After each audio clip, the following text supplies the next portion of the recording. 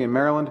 To minimize the person-to-person spread of COVID-19, we suggest that citizens remain home and watch the County Commissioners meeting live on our QAC website at www.qac.org/live or on QACTV's television channel, Atlantic Broadband Channel 7, and now in high definition on Channel 507. In-person attendance at tonight's meeting will be limited to accommodate social distancing guidelines. We are screening all meeting participants prior to entering the building. If you have any respiratory symptoms such as fever, cough, and/or shortness of breath, please refrain from attending our meeting and notify a healthcare provider. We acknowledge your participation, and by attending, you acknowledge that this session is both recorded and aired. The scheduled agenda is available on the information table just outside of our meeting room. Press and public comment will be taken and is limited to 3 minutes per person. If you care to speak, you must sign the sheet on the information table outside. Comments longer than 3 minutes can be submitted in writing for the Commissioner's review. Citizens can also join the live Zoom meeting by going to www.qac.org/public comment, or you may email comments to publiccomment@qac.org. We will accept comments up until the end of the meeting. Comments received will be read during press and public comment period at the end of this evening's agenda. During our meeting, we would ask that you turn all electronic devices off and hold personal conversations outside of our meeting room. We will now stand and be led in the Pledge of Allegiance by Commission President Jim Moran. He gets to text me. Pledge allegiance to the flag of the United States of America and to the republic for which it stands, one nation, under God, indivisible, with liberty and justice for all. If you remain standing for a moment of silence for this great nation, that civility will rule the day in a week or so. Thank you very much.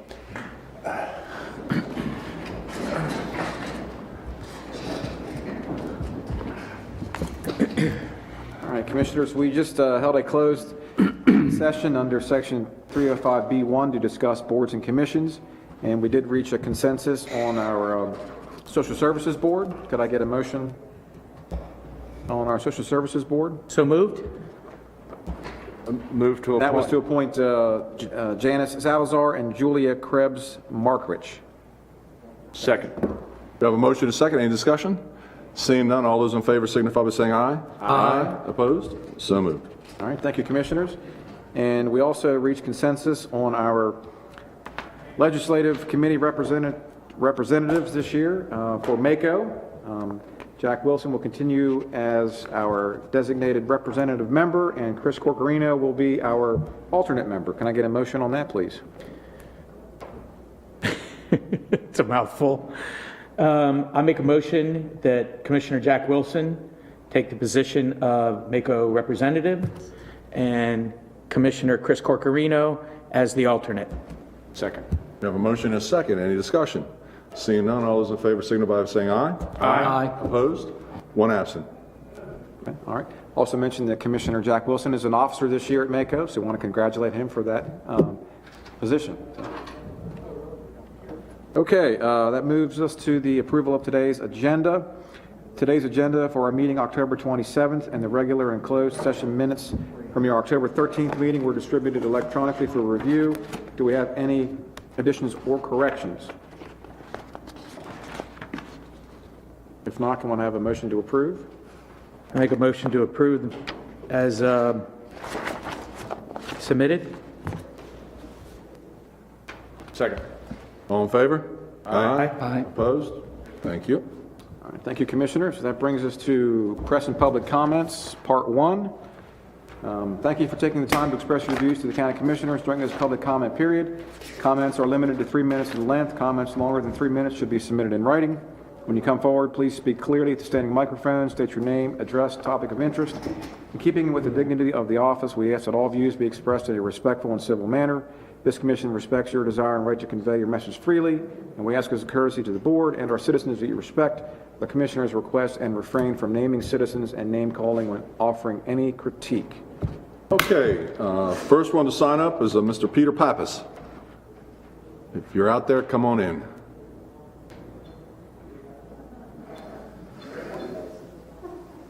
Nice. There he is. Good evening. Right to the mic. Right to the mic. There you go. You can take that off to talk. Absolutely. We have your time up here. Sorry? Up to 3 minutes of your clock. 3 minutes, thank you. Good evening. My name is Pete Pappas. Thank you for allowing me to speak tonight. I'm a resident of Queen Anne County, been a property owner here and a resident here for over 20 years. I'd like to speak for the Sunday hunting, Sunday archery hunting. I think it would be a great benefit to the county to add more time on Sunday for people to get outdoors. Both economically, it'll benefit the county from people staying overnight from Saturday to Sunday to be able to hunt, hotels, food, lodging, and what have you. The other reason I think it would be great is because I'm in the service business, and I know a lot of my people work on Saturdays. They work 6 days a week. So having Sunday hunting will allow youngsters and parents to get their kids outside. Plus, Saturdays are tough because now a lot of these kids are involved in extracurricular activities from school. They're playing soccer, they're playing lacrosse, they're doing other things on Saturday. So having the opportunity to hunt on Sunday would be a great opportunity. And I am finished. Thank you for your time. Thank you. David Sutherland. Evening. Good evening. How are you? Good. I appreciate the opportunity to talk to you guys tonight. I'll make it brief. Mr. Pappas, I think, hit most of the key points, but again, I'm David Sutherland. I'm a resident of Queen Anne County, and I'm a hunter and a fisherman. I work with a lot of people in different volunteer positions. One in particular, I chair Maryland's Sportsman's Foundation and been involved in Sunday hunting for many years in the promotion of it and education of the benefits of Sunday hunting. Sunday hunting is particularly bow hunting in Queen Anne County is going to be an important step forward, expanding Sunday hunting within our community to the benefit of our children. As a father of 3, I'm always competing with other sports on Saturdays, and yeah, it's important to get our youth into our sports. So Sunday hunting on Sunday, particularly with bow, is an expansion of that opportunity. And I think about walking in, seeing some people from Chesapeake Outdoors as an example. They benefit from an economics perspective on providing more opportunities on weekends, Sundays in particular. I don't see interferences with Sunday hunting, particularly on private lands with other user groups. We have the right as a private landowner to enjoy our properties and manage our deer populations the way that we see fit. And equally important is deer management with the large farming community that we live around and within. Always trying to manage for deer damage that's pretty extreme these times with the deer population being as large as it is. So I appreciate the opportunity to speak to you guys, and hopefully that encourage you to move forward with this. Thank you. Thank you. Peter Morris. Evening. Afternoon. Peter Morris, afternoon manager of the Chesapeake Outdoors. My big issue here is I get people coming across the Bay Bridge who have leased properties in this county. A lot of property, a lot of archery hunters. They are now wanting to stop their leasing and go into Dorchester County, into Kent County, that has every single Sunday of the season between archery and gun season. I do understand the gun issue on a Sunday. I get it. But the fact of archery hunting, and these people are leaving our county to bring their business to Dorchester County, to bring their business to Kent County. Okay? Most people I know blue collar are 6 days a week. They're working 6 days a week. Sunday is their only day. In the times we're having right now with this COVID going on, people are still out of work. Some people are getting unemployment, some people aren't. I know people that literally are feeding their families with venison. They don't take them to a butcher. They're legally shot, legally tagged, but they butcher them themselves, sustaining the family, a food substitute. On private property, I'm a resident of Queen Anne County, and I work 6 days of the week a lot. And on Sundays, I cannot hunt my own property with archery equipment. And there's more archers out here now than ever before. Ever before. more ethical archers out there. The kill ratio the harvest ratio is increasing. You talk to the state of Maryland, they will tell you, we still have an issue with deer. We still have too many deer. If we need to knock this population down, how many Sundays? 8 counties in the state have full Sundays. 8 counties, that's archery and gun. Montgomery County, they have it. Come on, Montgomery County has it. We are as rural as we could possibly get. We need to have Sunday hunting to get the deer population down, to give people the opportunity to get out, to get youngsters the opportunity to get out. Not to mention the economical. We lose business. As a store manager, I lose business by people going right by me because they're not going to be able to hunt here on a Sunday. They're going to Dorchester County, spending Friday night, Saturday night at a hotel. We really need to do something. Population's out there. One way to knock it down is to add all of the Sundays in for archery throughout the rest of the year. Thank you, folks. Appreciate it. Thank you. Warren, I have you next. Do you want to speak now on 2008, or are you waiting for? No, I'm glad to wait till 2008. Okay, are we having testimony for 2008? No, we had the hearing. No, we had the hearing already, so you might want to come up and, Okay? yeah. I got some stuff. Commissioners, I'm Warren Wright, and I'm a volunteer for the Drug Free Coalition, and we have an alcohol subgroup, and they had some information they wanted to share with you. The distilling, brewing, and fermenting of beer, wine, and particularly spirits in a farm setting seems dangerous. People with little or no experience making these things present significant health, welfare, and safety concerns to all of us. Even with experience, quality control and oversight are needed. Otherwise, this appears to be moonshining. As written, this amendment provides for 12 promotional events for up to 3 days each. It provides for tap rooms.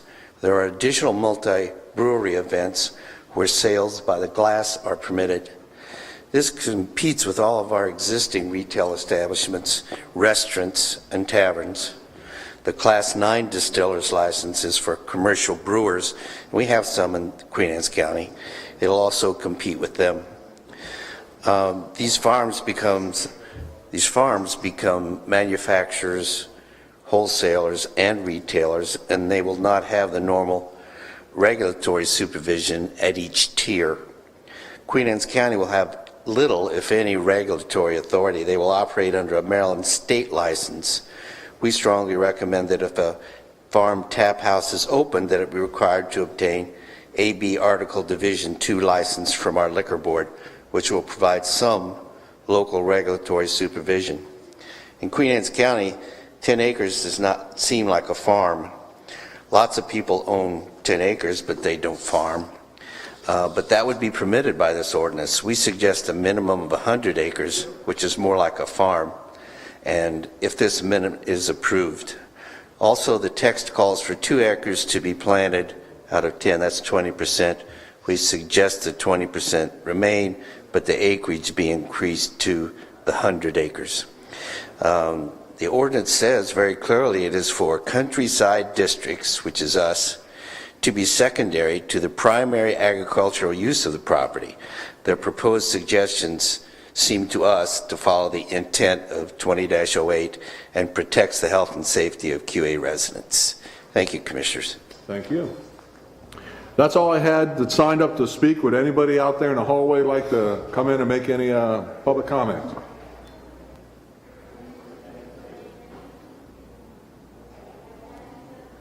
Okay, seeing none, we're going to close press and public comment. We have 2 emails. Oh, I'm sorry. I forgot about Bruce. There you go. Fire away, Bruce. Sure. All right, our first email this evening comes from Kathy Trotter. Good evening, gentlemen. As most of you know, I'm against Sunday hunting. All I ask is that the animals get a break 1 day a week, and I don't think that's too much to ask for. Hunters cause injuries, pain, and suffering to animals who are not adapted to defend themselves from bullets, traps, and other cruel killing devices. Hunting destroys animal families and habitats and leaves terrified and dependent baby animals behind to starve to death. That is except for the amazing animal wildlife rehabilitation groups. They are extremely dedicated and spend not only countless hours, but an exorbitant amount of money to rehabilitate the babies. As many of you know, I am the Secretary for Maryland Votes for Animals, and we introduced proposed ordinances in the Maryland General Assembly. Last year, we were, along with the Humane Society, introduced wildlife killing contests. This was extremely well received and unfortunately, due to COVID session, closed early, and this will be reintroduced in the 2021 state session. Thank you for your consideration. Our second email came from Jay Falstad. Dear Queen Anne's County Commissioners, we understand the County Commissioners have received a request to expand Sunday hunting on a private land in Queen Anne's County, and that this request, if endorsed by the County Commissioners, will move to the Maryland legislation for consideration. Recognizing the Eastern Shore's hunting heritage and not expressing any opposition to hunting generally or the management of wildlife resources, Queen Anne's County Conservation Association respectfully opposes the expanded Sunday hunting proposal. Maryland, along with most other East Coast states, has a long history of restricting hunting on Sundays. These restrictions serve the public interest in preserving citizens' access to natural lands. Most people are unwilling to risk becoming a target by entering wooded areas while hunting season is in progress. Keeping most Sundays free from the most hunting provides one weekend day for the non-hunting public to enjoy peacefully and safely. The fall and winter outdoors, especially at public parks, most of which are completely surrounded by private lands. According to U.S. Fish and Wildlife, only about 5% of Americans hunt. The non-hunting public, 95% of all Americans, has a legitimate concern about the danger hunting presents to them when they seek the benefits of time spent in nature. Just this past week, a young man in Pennsylvania was shot and killed while watching the sunset with his girlfriend in a public park. While the International Hunter Education Association reports that in an average year, no more than 1,000 people in the United States and Canada are accidentally shot by hunters. This toll is quite sufficient to create a general awareness of the heightened risk of being outdoors in a hunting area while hunting is underway. From an economic standpoint, the amount of dollars supporting the local community from non-hunters is significant.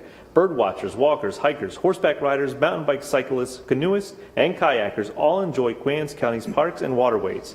To the extent that non-hunting outdoor enthusiasts feel unsafe because they may encounter hunters on the one remaining weekend day, they will be discouraged from coming to Queen Anne's County to enjoy outdoor recreation here. QACA requests that the current regulations remain in place. The current structure is fair and provides both hunters and non-hunters the opportunity to enjoy our outdoors. We urge the Commissioners not to expand Sunday hunting in Queen Anne's County. Sincerely, Jay Falstad. And that's it for me. There you go. Okay, now we'll close with press and public comment. Moving on. Thank you, Commissioners. We can move to the new business for this evening. So if you want to turn to tab number 3, we have 15 action items here.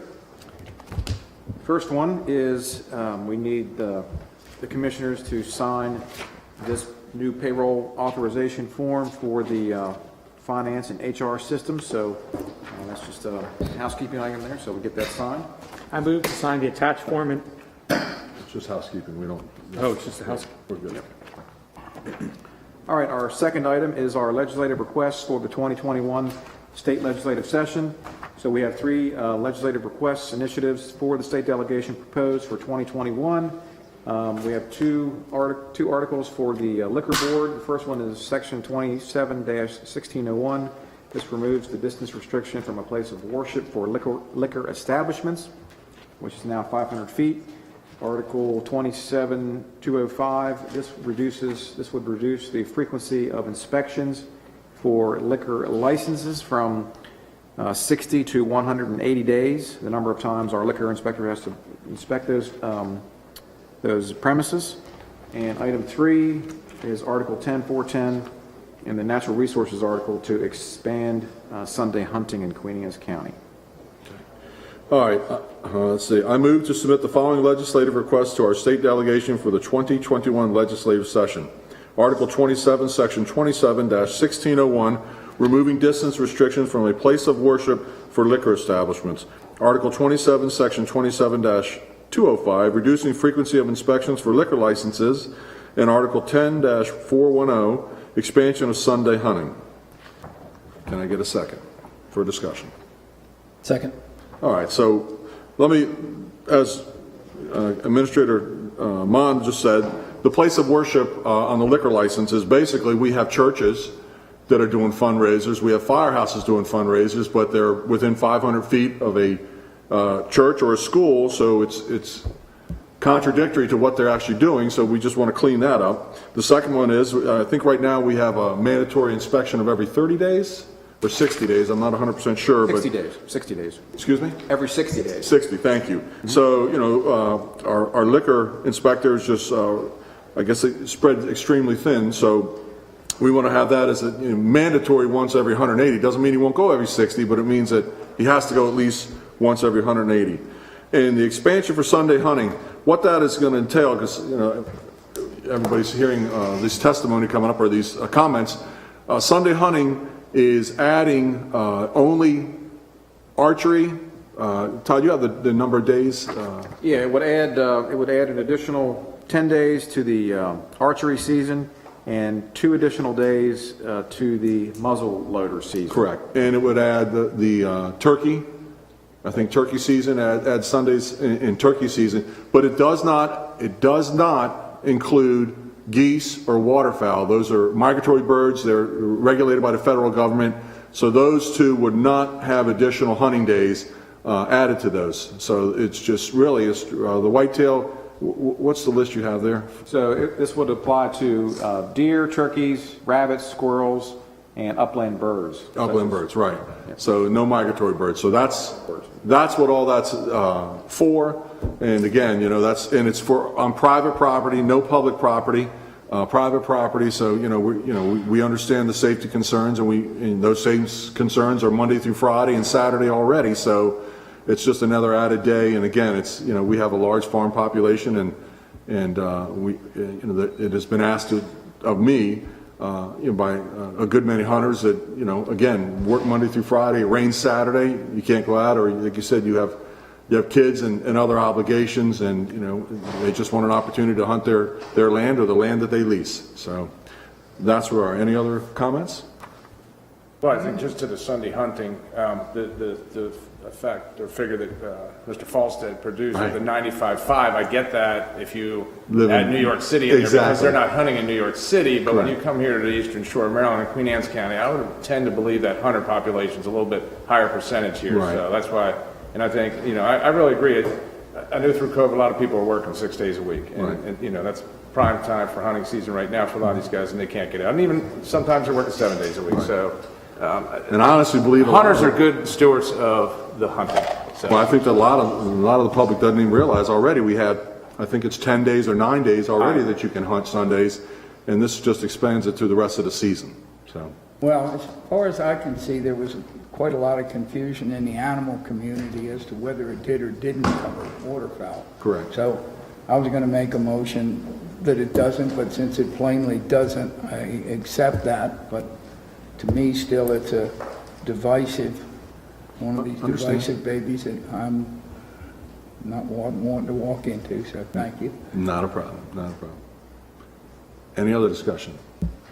So, Steve, do you have reservations on it still, or? Yeah. The reason I'm asking is then if that's the case, we should split the motions between the liquor and the hunting, if he has reservations. No, any reservations I have do not apply to liquor. Right. Right. Okay. But the motion is for both, so if you. Yeah, the motion is for all 3 pieces. all so if 3 you of want to them. split, if you No, want to I split those. understand. yeah. I'm not voting for it. Right. Okay. Okay. All right. Anything else? Nope. Okay. Okay, so I'm going to read it again.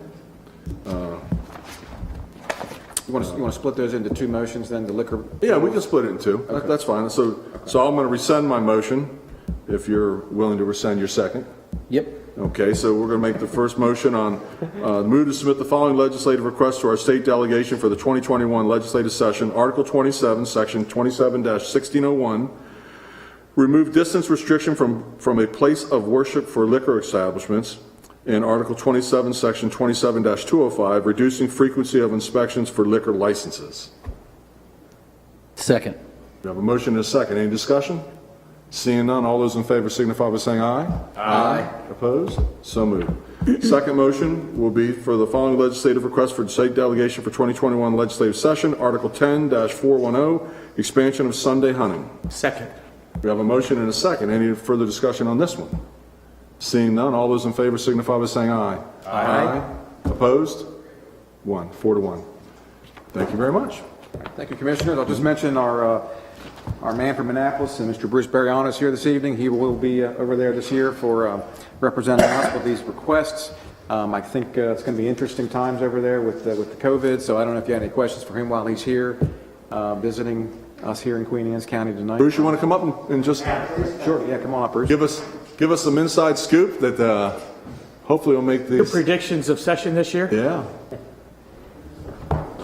Good evening again. I haven't seen you in a while. I want to again personally You can take your mask off. thank you. I want to personally thank you all very, very much, and I mean this seriously, for letting me continue to be of service to you and the citizens of Queen Anne's County. And you have my assurance I will give my full attention and to you all in terms of your individual wants and needs and what's best for the county.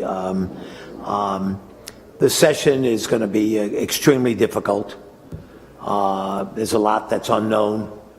I think it's going to be difficult not only for lobbyists, it's going to be difficult for the legislators. It's going to be very, very difficult for the general public, as well. I've been talking actively with a lot of legislators. This is regardless of party affiliation or what have you. Things are not finalized, but the only thing that is required constitutionally is that the final vote, the third reader vote, as they say, on legislation, has to be done in person. It cannot be done virtually or by any other means, so that there will be designated days. Nothing is finalized, but maybe 2 days a week where the members will actually come in and vote on third reader on a bill. So far, the discussion is that all committee work of standing committees, joint committees, capital budget committees, what have you, will be virtual. What about citizens' testimony, testifying on legislation? I don't know the details on that. I don't know the details yet because they have not been finalized. Not only citizens' testimony, but representatives of not only counties but groups and organizations. Right. How they're going to do that. I think it's going to all be virtual. The discussions that I'm hearing, but nothing finalized, is that you'll have a designated time period. Like say a hearing starts at 1 o'clock, so you electronically sign up in advance, and so you'll go on at a certain time, and you'll have a couple of moments, and then the next person. But that's really going to interfere with the ability of the members of the committee to ask questions that might be prompted by the testimony, and because it'll throw off kilter the hearing schedule. So I don't know how. They have not resolved. It's not. I don't know because it's not really been resolved. I've been talking to legislators. The only thing that is clear, and there were written memorandums, which I believe I sent out to you all a good month or so ago, but I'll be happy to send again. Actually, physically seeing a legislator in one of the buildings, you have to have an appointment. The staff of the legislator comes and gets you, brings you up after your appointment. They escort you out so that you're not lingering in the halls of the building. And as the memo is, it's for all the public, all cabinet officers, all registered lobbyists, just anyone. It's not going to work well. They're also suggesting that those legislators, senators, and delegates that have more than one staff person, and the delegates' offices, as you know, are so much smaller than the Senate offices, that they alternate the staff person so that both of them are not in the same room on the same day, which is going to affect legislators getting their work, and then particularly if some of them are going down to escort someone down and back, it's going to be terribly difficult. It really will. They're not going to have the intern program or the legacy program of seniors, so the staff's going to be not even. It's my understanding they're not even going to have pages on the House or Senate floor. That's my understanding, and if I'm wrong on this, it's because things are changing periodically. But they're just trying to reduce the number of people because as people come in, they're going to have. I did speak with the health department last night. I had dinner with one of their main people. They're going to set up testing stations outside all the buildings, so everyone will be tested, not just the temperature, but actually tested and questioned and what have you. And there's a concern of, if a legislator stays at a hotel, for example, and then comes in and goes back, or goes home and comes back, what's the effect of that? And so it's I don't mean to be rambling, but it's very uncertain. It's going to be very, very difficult. I think it will get to a point. What I'm hearing now is that they're going to come in and convene, then they're going to recess for about 30 days roughly, so people can get their bills together and all that kind of stuff, and then come back. And I think outside of local bills, which will have no problem, statewide bills are going to have to be justified as what is the need for us to take time to consider it, deliberate it, and pass it this session, as opposed to waiting another year. As you might have read in the paper, it only affects a couple of legislators, none from Queen Anne's County. There's a limit on the bills you can introduce, to 30 a legislator, but it exempts local bills from that standpoint at all. So far, the Senate is going to meet on third reader on the floor. They're going to build, plastic like hockey penalty boxes in front of each. Senator Hershey said he'd bring his hockey gear one day, and it's going to be like that. They can do that in terms of the size of the Senate and what have you. The House is very undecided. I know one point they were trying to get down the Naval Academy. The Naval Academy couldn't help them out. And we see that here. What goes on is during COVID, people's fears. We see much or fewer people coming in to testify at all. And it sounds like there's not going to be no testimony, or very limited, via through Zoom or whatever the case may be in Annapolis. And I'm concerned about that, because you'll get some really alarming bills that will slide right through with people are concerned about this is the perfect time.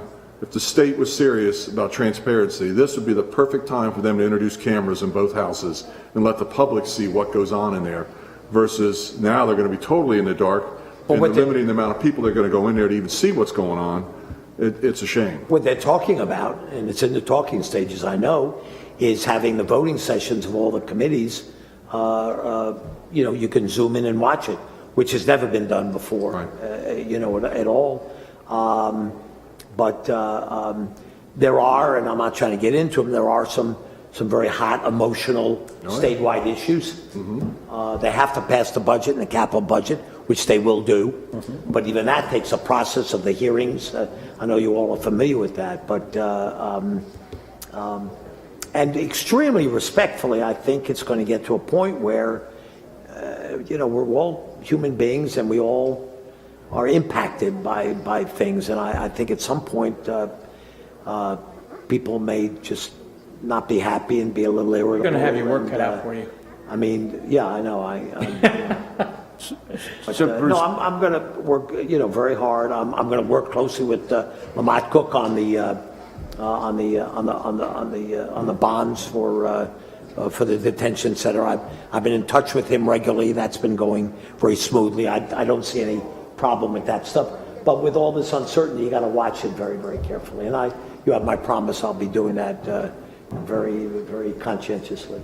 So to follow up with Jim's, I'm glad to hear that they're going to be mindful of the number of bills being put in, because that was one of my early concerns. If they inundate it with 2,500 bills like they have the last couple of years, they'll never get through them. And a lot of them, I got to be honest, a lot of them are frivolous. You've been over there long enough to know that yes, a lot of it never even sees the light of the committee. So I'm glad to hear they're doing that, but I echo Jim's concerns that I've been on a lot of Zoom meetings, as we all have, and the one thing I've noticed about a Zoom meeting is you do not have the conversation levels that you get in an in-person meeting or an in-person conference or anything.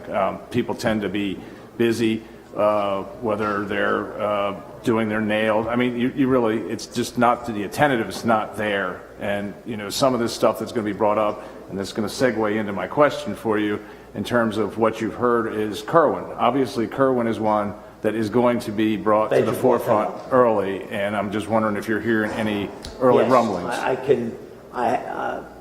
What I'm being told and what I'm relying on, just informationally, and I'm just giving the best that I know at this point in time, is that, first of all, without getting technical, all the Constitution requires is that the first order of business is the legislature has to take up vetoed bills. Doesn't mean they have to vote on them or decide what they're going to do. They just have to take them up, and as you all know as legislators, they can special order them and continue to special order them, which they will do. They can control the time, so they're going to do that. They're going to take them all up. And they may do that with some of the others as well. But on Kerwin, what I'm being told is that an emergency bill is being prepared to separate out the school construction piece of Kerwin so that that could go forward now. There's funding and money available for that, so that that could go forward, and that the rest of the bill, as provided for and amended by this emergency bill, the rest of the bill will be kicked down the road for about 5 years in terms of implementation and going into effect. So I guess that leads to another question then, because for 2 years now, all the counties have been operating under the guise that we have committed to 2 years of Kerwin, basically in 2 budget cycles now, with the 3rd year coming up, with set goals, set amounts of money and all that kind of stuff. What kind of flux is, and I guess these are questions we can ask there, but what kind of flux is that going to put our local Board of Educations in if that's the road that we've all been pushed for? Getting prepared. Right. And then you're going to pull that back, that's basically going to be the wild, wild west on what they can ask for funding then. I understand we have no the structure. question. I do not know the answer. I'll check into it. Also, I'm sure Mako is I'm giving sure attention to that, and I know you're the rep there. But I'm just But I'm curious. being told by legislative leaders that that's what they're going to do with Kerwin. There are some other bills that are raising taxes. I don't know what they're going to do with those. I mean, Because they were tied directly to Kerwin. some of the pieces funding of were the the funding mechanisms. right? exactly. Bruce, two things. The major part of the lift on Kerwin would be wages, so lifting the construction out would be like a fraction, 20, 30%, what? Yes. I was told by some legislative leaders that the construction piece, the school construction piece, is what would stay. But the heavy lift would have been the salary jumps. Right, and that's what would be pushed down the road. Right. And I was told 5 years, but, I mean, no, really, it's very fluid. I'm giving the best that I know. Right. Yeah, no, that's right. That's fine. I That's really fine. am. Yeah. It's more than we knew 10 minutes ago. Yeah, I hadn't heard the 5-year plan, but I'd heard that from several legislative leaders in the House. Okay. And That's were good. giving me straight information. There's no way they can do Kerwin in its Right, full. no. There's no way. So they do want to override. There is some, ill feeling among the majority party of the vetoes and what have you. I'm not trying to get into that, but so they do want to do the overrides, but they can do them in a way where what they're overriding doesn't take effect, or they can control when it takes effect. Kerwin, they definitely will do. On the historic black colleges, that's a very emotional issue, a very real issue. It's got a lot of merit. Frankly, both bills passed somewhat unanimously in the House and Senate. I think those are going to be overridden too. I don't know whether they'll delay that or what, but it's going to be very challenging for everybody. One last question, Frank. There was some discussion last year of lifting the income cap at 3.2, wasn't there? The income? The income cap. Yes, yeah. Where's that at this point? I've heard no discussion about that at all. Okay. I think that was, if I'm not mistaken, Stevie, that was more of creating a progressive income tax cap so that you could go above if you wanted to, but then there was a minimum you could get locked into. There's a whole bunch of language about that, but it didn't go that came out of Anne Arundel County. I don't think that went anywhere. The only two tax issues, and I'll finish, Mr. President. The only two issues tax money issues I've been hearing of Senator Antonio Hayes from Baltimore City is putting a bill in to increase the alcoholic beverage tax with the money there from designated to I did hear about that. health care for What's it already, disadvantaged. 9%? I think it's 39%? It's significant. It's significant. So that's going in. And then there's been hearings, but nothing finalized that unless there is a very major federal stimulus after the election, there's really going to be a need to do an increase in the unemployment insurance tax or contribution. And I know your senator's been very involved in that. He's on the work group in the subcommittee, and he's got a lot of background and knowledge on it. And I know for those of you that have businesses, I know that's one it can't be ignored, but a lot of the unemployment is not caused by the employer. Correct. So, I mean, I don't think it's fair personally to get that into your calculations and increase. So but that's the only other. Yeah, so put it on the employer who pays it anyway. The employee never pays anything in unemployment tax. So put it back on the employers that are struggling. That makes a lot of sense. That's where I'd go with it. No, I'm just telling you what. No, I get you. I get you. Advocating. You've always been very good about communicating to us via your email during the session and keeping us abreast of what's going on. And I imagine the communication that you've always shared with us is going to probably be extremely important this upcoming session because of the inability to be able to be there to testify on committee or have somebody there. And I know we have MACO, and we're fortunate enough to have Jack as a board member of MACO. But I think the communication between yourself and the commissioners is going to be extremely important this session. Thanks for bringing that up. I'll take that up. No, I'll increase that. I really will. And I'm working, just finally, I'm working on my own little ways of doing things, of just trying to get through so I can, I've been able to get all the legislators' cell phone numbers and their top aides and their cell phone numbers of their top aides. Because Speaking of cell phones, you still got that? I shouldn't have brought that up. I assure you, I will get the job done. I will get the job done. No worries. I will get the job done. But I'm glad you said what you did. We call them smartphones these days. I will definitely do that because I think the need for it couldn't be more relevant than. Well, the other thing is you also, and then I will stop. You also need to know of the lulls. So if they go out, maybe in the paper, but if they go out for 30 days, is anything going on during that 30 days? Right. Or is there a real lull? And, so that you can fulfill your responsibilities. I know MACO will be very much on top of it. And but again, thank you. I look forward to it. I love challenges. And it'll be a challenge, so we're glad you're over there. And we're not. Hats off to Queen Anne's County. I love those things. I really do. Thank you. All right, good to see you, Bruce. Thank you very much. Thanks Have a very good much. night. And, again, thank you for letting me continue to work with you. Good luck this year. All right, good to see you. All right. All right, Commissioners, we're a little behind schedule, but let's move over to our presentation section for the meeting tonight. Next, we have Mr. Ken Kozel from the University of Maryland Shore Regional Health, CEO, and he's going to give us the update for Shore Health. So, Ken, you want to come in? And I think you have Arvind here tonight, so if you want to introduce him. Yep, come on up. Yep, great. Good evening. Good evening. Gentlemen, how are you? Good, how are you? Great to join you this evening. Yep. I'd like to take a minute before. I'm going to ask if it's okay. I'll do a quick introduction of Arvind. Sure. Yeah. And then when he exits, I'll take my mask off. Okay. Is that That's okay? fine. Sure. Great. So let me introduce Mr. Arvind Singh to you. Arvind is our new Vice President for Strategy and Communications at Shore Regional Health. Mm-hmm. He's been in the role since June of this year, and he is Patty Willis's successor. So Patty is very good. Her legacy at Shore. And That's big shoes to fill. I'm sure you know that already. Yes, indeed. Patty did a great job over the month of June of this year, orienting Arvind to the Shore and to the 5 counties that we serve. And Arvind has hit the ground running. Very good. He's got many, many talents. One of the things that I'm most impressed with is his timing capabilities.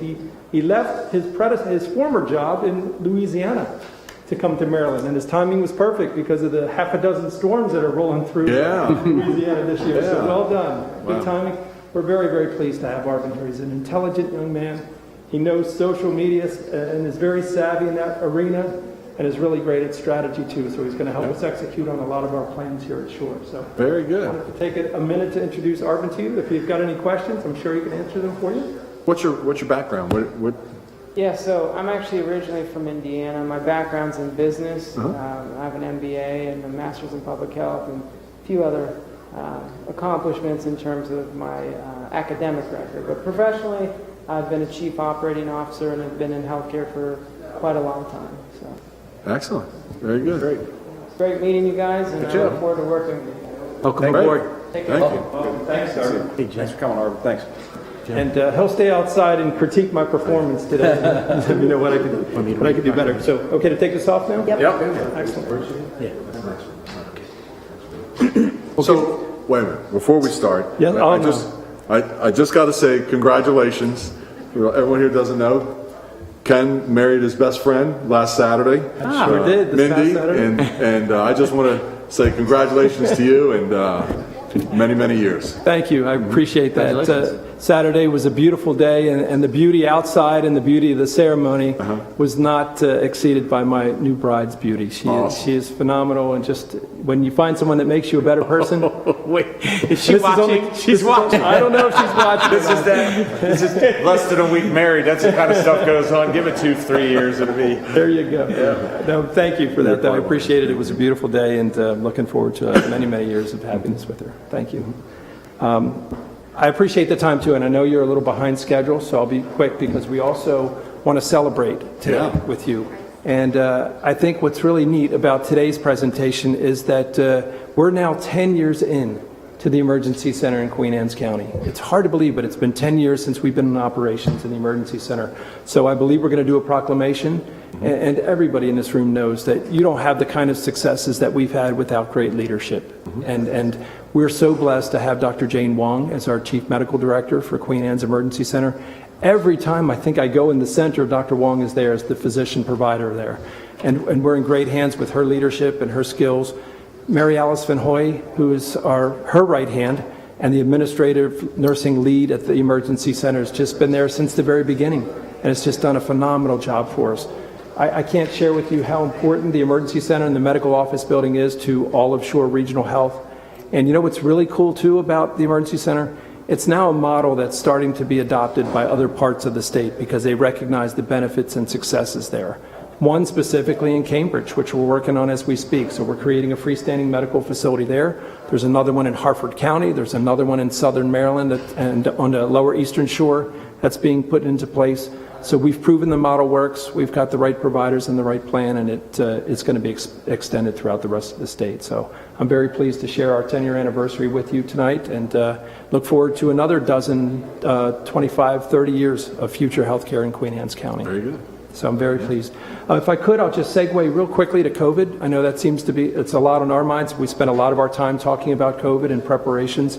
And I think the last time I was here, I shared with you the whole background as to what we did to prepare for it.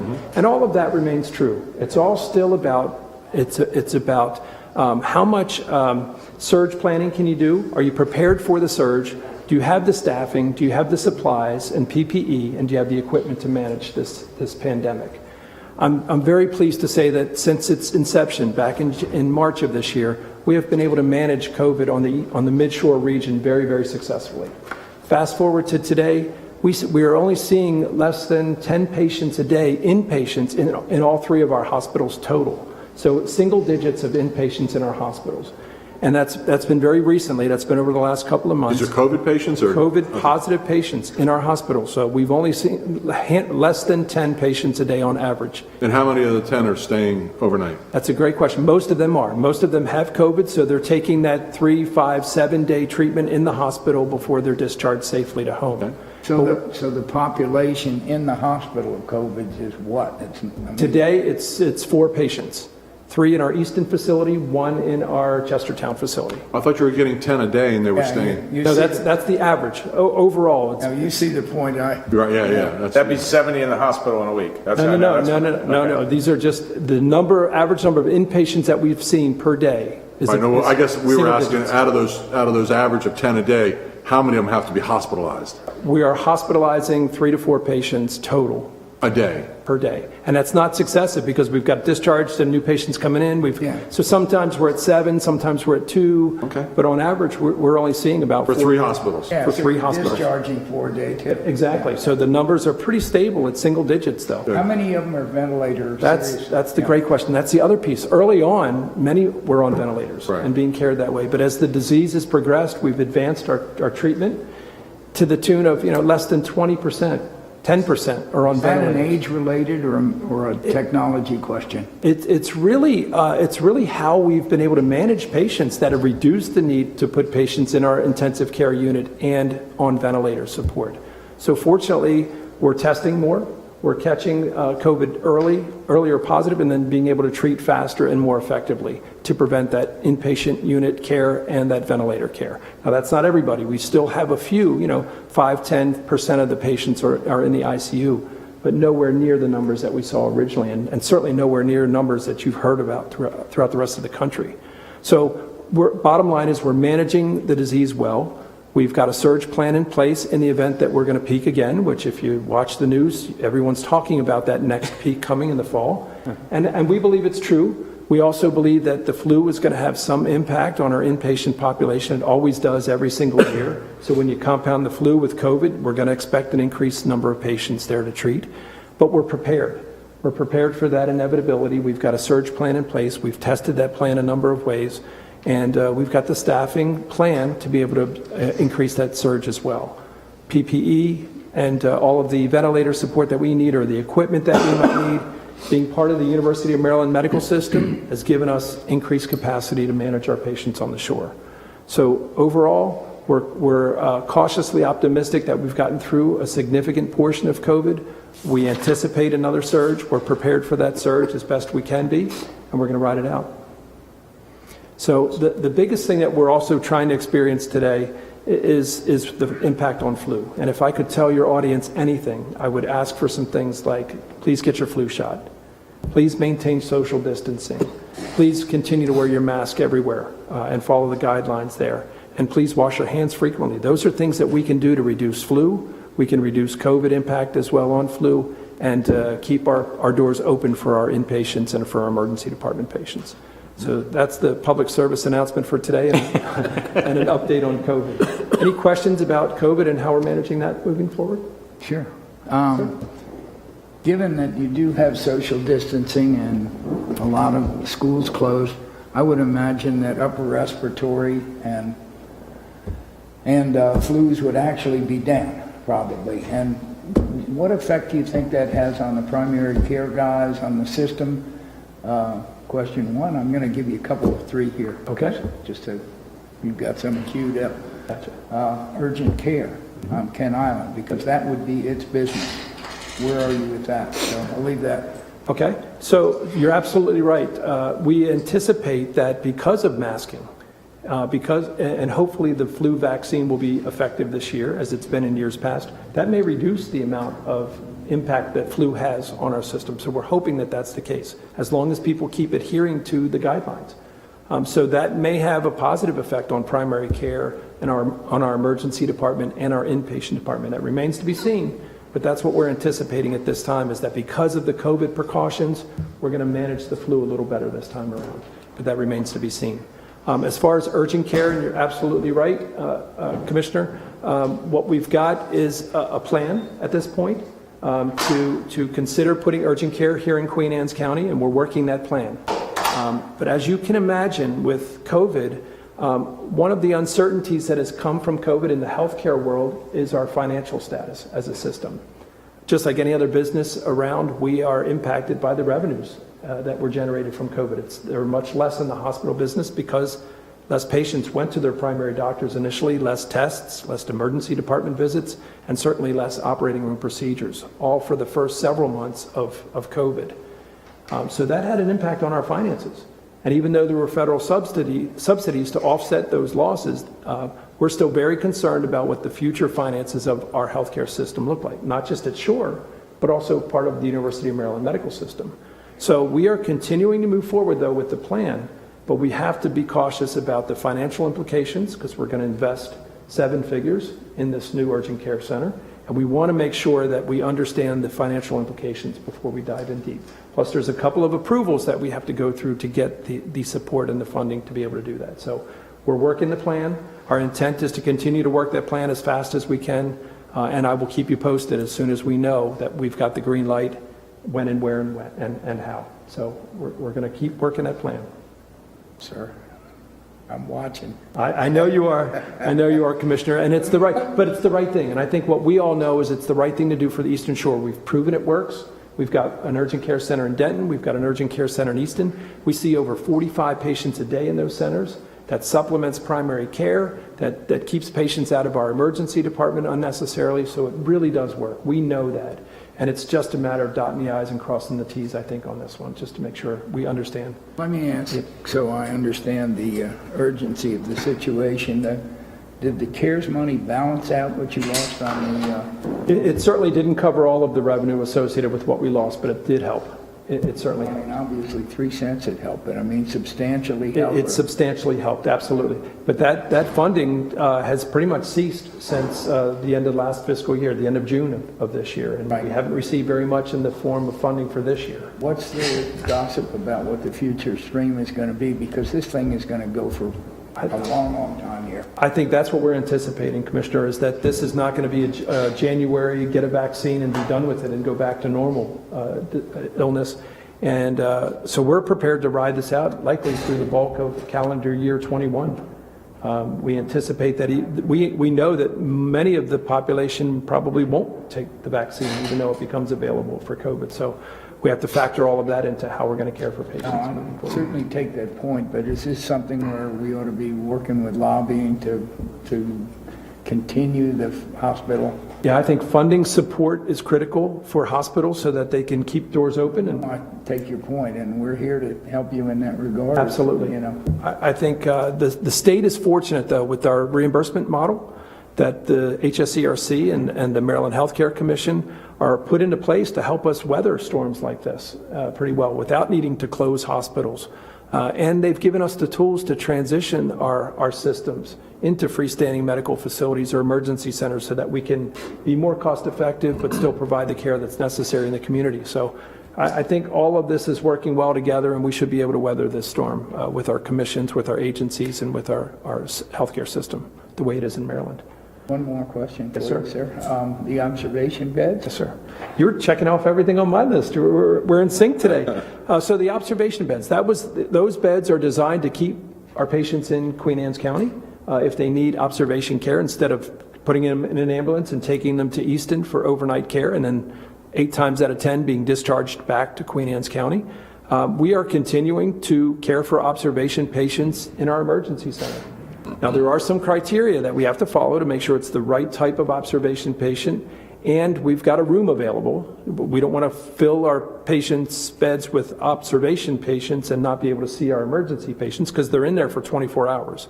So we've got to make sure we've got beds available. We've got to make sure that it's the right type of observation patient that we can see safely and effectively.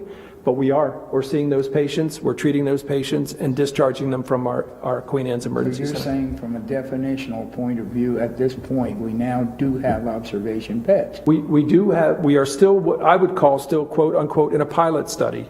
So I want to be clear, it's not a switch that we flipped just yet, but every indication that we've seen through that pilot study is that it's an opportunity for us to keep those patients in Queen Anne's, and it's working. The patients that we're seeing in Queen Anne's Emergency Center in observation status, again, for the most part, are being discharged from our emergency center here, and that was the true intent. Keep them in Queen Anne's, treat them safely, discharge when appropriate. Cardiac unit. Okay. We got on alert a bit because of that. Any remarks? I'm not following you yet, Commissioner, I'm sorry. The alert system. The red alerts? Yeah. Okay. So, yes, one of the things that we've experienced with COVID is some challenges with staffing. In a normal day, we've got staffing, we've got beds, we can fill those beds with patients and take care of them safely. With COVID, what we've experienced, though, is, guess what? A lot of our team members may either have family members or relatives that they have to care for because they have COVID. They may have COVID themselves or need to be quarantined because they've been exposed. So some of our staffing has been drained, if you will, because of COVID. So when you've got limited staff to begin with, and then you've got staff that's impacted by COVID, we usually have less than we need to fill the beds. And we've experienced that, and that is not unique to Shore. This is happening all over the state and all over the country. We've supplemented that staff with agency and overtime and all of that, but there's only so many resources to go around. And when we don't have enough resources to safely care for our patients, at times we need to go on red alert. We need to basically say that we don't have any monitored beds in our inpatient hospital facilities. So that doesn't really impact Queen Anne's Emergency Center because that will remain open and they'll continue to see patients. But if somebody needs to be transferred to a monitored bed in our inpatient unit, we might be compromised to do that. So we go on alert, we take a pause, we make sure that we are able to safely care, we come off of alert, and then we can open our beds for those patients again. At times we are challenged with that, but again, that's not unique, and our intent is to get off of red alert as quickly as possible so we can maintain open beds for our community. But we have struggled with that, and it is in large part before COVID. If you look back at the data before COVID, we actually have done an incredibly great job at reducing red and yellow alert hours at shore. But COVID has been the catalyst to get us back up a little bit. But we're on it, we're monitoring it, and we're intending to get off of those alerts when we need to be on them as quickly as possible. Very good. I think you got it all. You really did cover all my agenda items. Well done. So how do you want to do the proclamation? Do we want to? What I was thinking is if you could remain where you are, we could probably bring our team in and kind of have a webbed effect, kind of background effect, and get all of us in the picture with a proclamation and do it that way? And we'll read it when they come in? Is that okay? Yeah. Absolutely. Okay. Yeah. Can I go get them? Yes, yes, please. Thank you. Come on. Mary Alice. Howdy. Proclamations in tab 6, item 2. Good to see you. Yeah. Hey, can you tell us, you want us to... Is that it? We can sort of intersperse people so that they can... How about if I stand over here? Yep. And then... We've actually, we'll walk up behind. Hi, how you doing? Yeah, that's what we've been doing. Hey, hey, hey. Yeah, we've been exchanging germs for 6 months now. They're all the same germs. There you go. There you go. So we want to do the photo op first and then the proclamation after? Okay. All ready? So if somebody's going to hold the proclamation up? Yeah. Go ahead. And this, Put one more person in front. It's nice and easy. just for the folks out there, this is for the Queenstown Emergency Center 10-year anniversary proclamation. So congratulations. All right, everybody's looking at me, and of course, you're all smiling. Not that I can tell. Okay, everybody, let me back up a little bit more. All righty, I think I got it. Thank you. There we go. All right. Commissioner Dumanel's going to do the honors. Undertaker's grip. Proclamation, Queenstown Emergency Center 10-year anniversary. Whereas the University of Maryland Shore Emergency Center at Queenstown opens its doors 10 years ago on October 4, 2010. Whereas the Queenstown Emergency Center came into being thanks to the collaborative efforts of Shore Regional Health with the University of Maryland Medical Systems, Maryland State Emergency officials, Queen Anne's County government officials, and community leaders. And whereas Queenstown Emergency Center was created primarily to meet the emergency care needs of Queen Anne's County residents, but thanks to its convenient location just off of Route 50, close to the Bay Bridge, it is truly a regional facility now servicing approximately 16,000 patients per year. Whereas the Queenstown Emergency Center has received a range of patients from those that are treated and released to seriously ill or injured patients who need inpatient care, which more than 800 annually are transferred from ambulance or helicopter for hospital admissions depending on the patient's needs. And whereas the Queenstown Emergency Center has an extraordinary team of emergency physicians, physician assistants, nurse practitioners, nurses, med techs, nurse techs, radiological and laboratory staff that are supported by outstanding teams of professional security, patient access, environmental services, IT, maintenance, and the Queen Anne's County Department of Emergency Services and EMS that have kept the center running effectively and efficiently 24/7, 365 days a year over the past decade. And whereas the Queenstown Emergency Center also has a group of passionate community advocates who have supported every step over the past 10 years, from the creation of Shore Emergency Center at Queenstown to providing ongoing volunteer and fundraising support. The Queenstown Emergency Center, when newly opened, represented a new model of emergency care, and over the past decade has become the principal provider of comprehensive health care services for more than 170,000 residents of Caroline County, Dorchester County, Kent, Queen Anne's, and Talbot counties on the Maryland's Eastern Shore.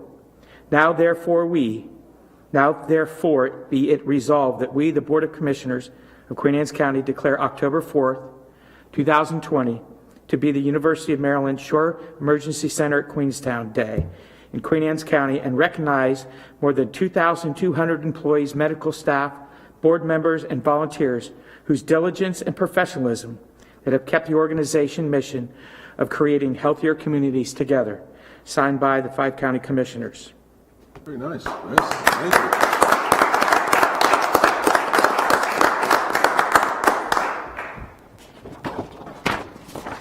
And there you go. Thank you. Congratulations. Thank you. Thank you. Thank you all. Thank you. Don't want to see y'all in there, though. That's right. No. See you later. Take care. Thank you, Jim. Thanks, Ken. Good to see you. All right. You want to run in and just do Scott right now? Yeah, sure. Next, we have Scott Haas, our Director of Emergency Services, for his Department of It's a nice Emergency segue. Services update. Scott, come on in. There. Oh. Hey, what's going on? They came in with an escort tonight, huh? Now, you're doing your presentation right now. Hey now, how you doing, Mr. Wheatley? Friend there.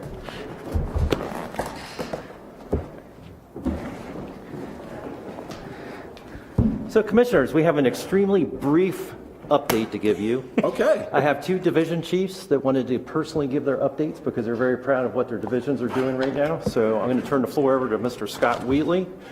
And we're going to play musical chairs, and Jim's going to hop into my spot. Good evening, Commissioners. How are you? Thank you for having us. Unlike the sign you hung on my desk, I am not out to lunch, sir. Okay. So, Well, very good.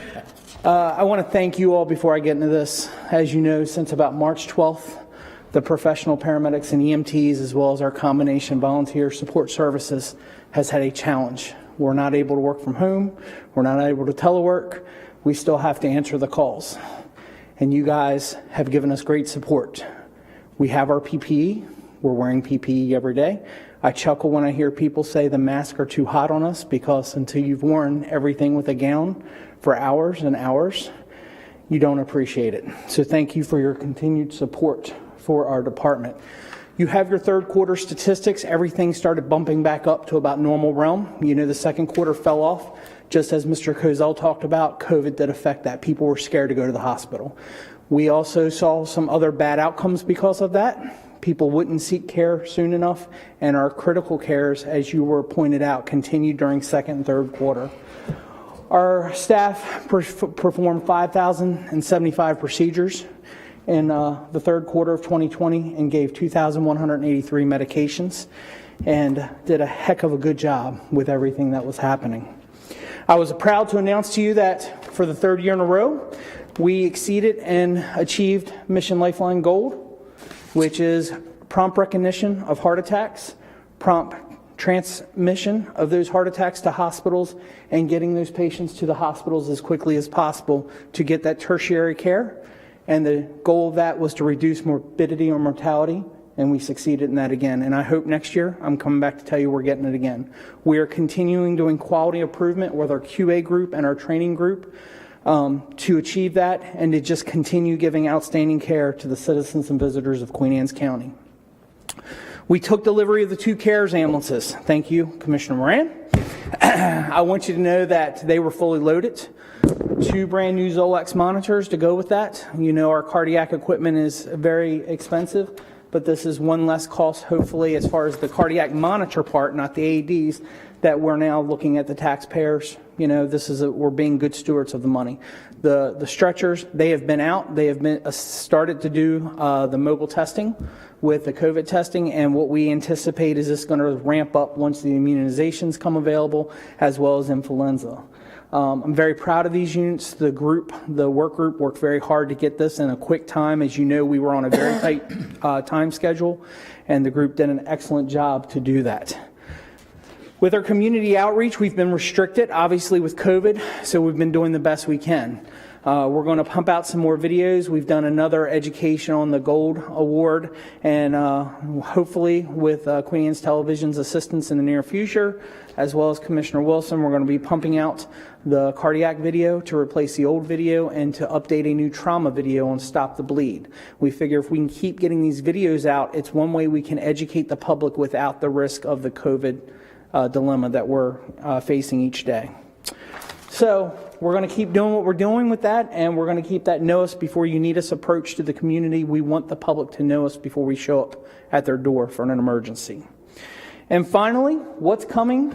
Well, we know that the health department has already reached out to us. We're going to be assisting with the vaccinations. There's no way with the demand of that the health department's going to be able to do it on our own. So our paramedics are going to be out assisting with that. We are also COVID testing. Yours truly is COVID testing almost every day of the week, at least 1 or 2 people, as well as backing up the health department.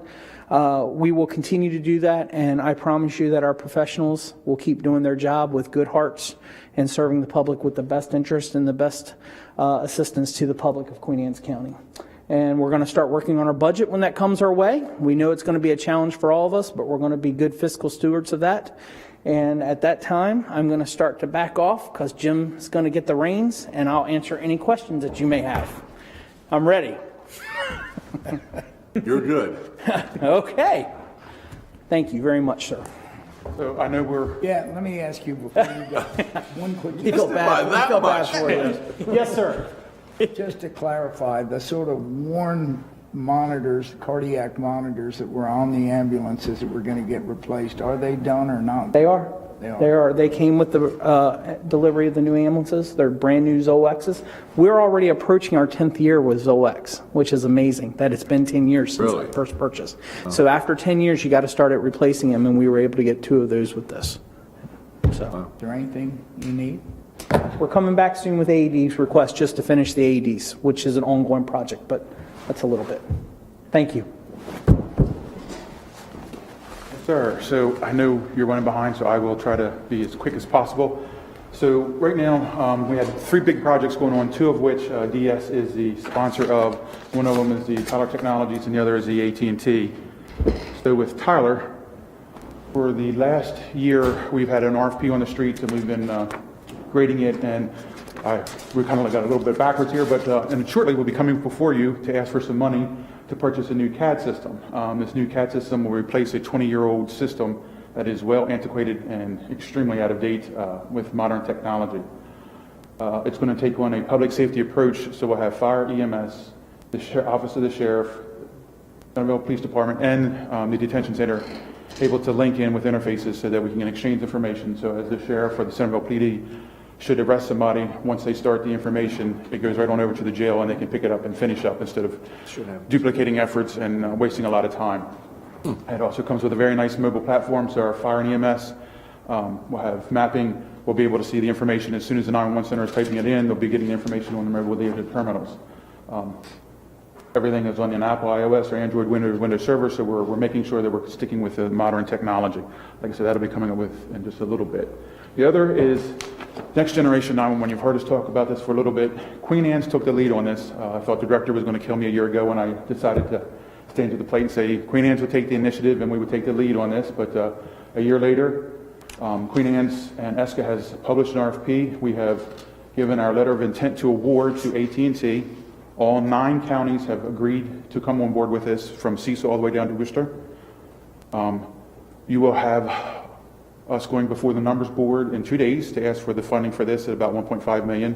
So hopefully next meeting we will have a very favorable outcome and you will be voting on that. We should,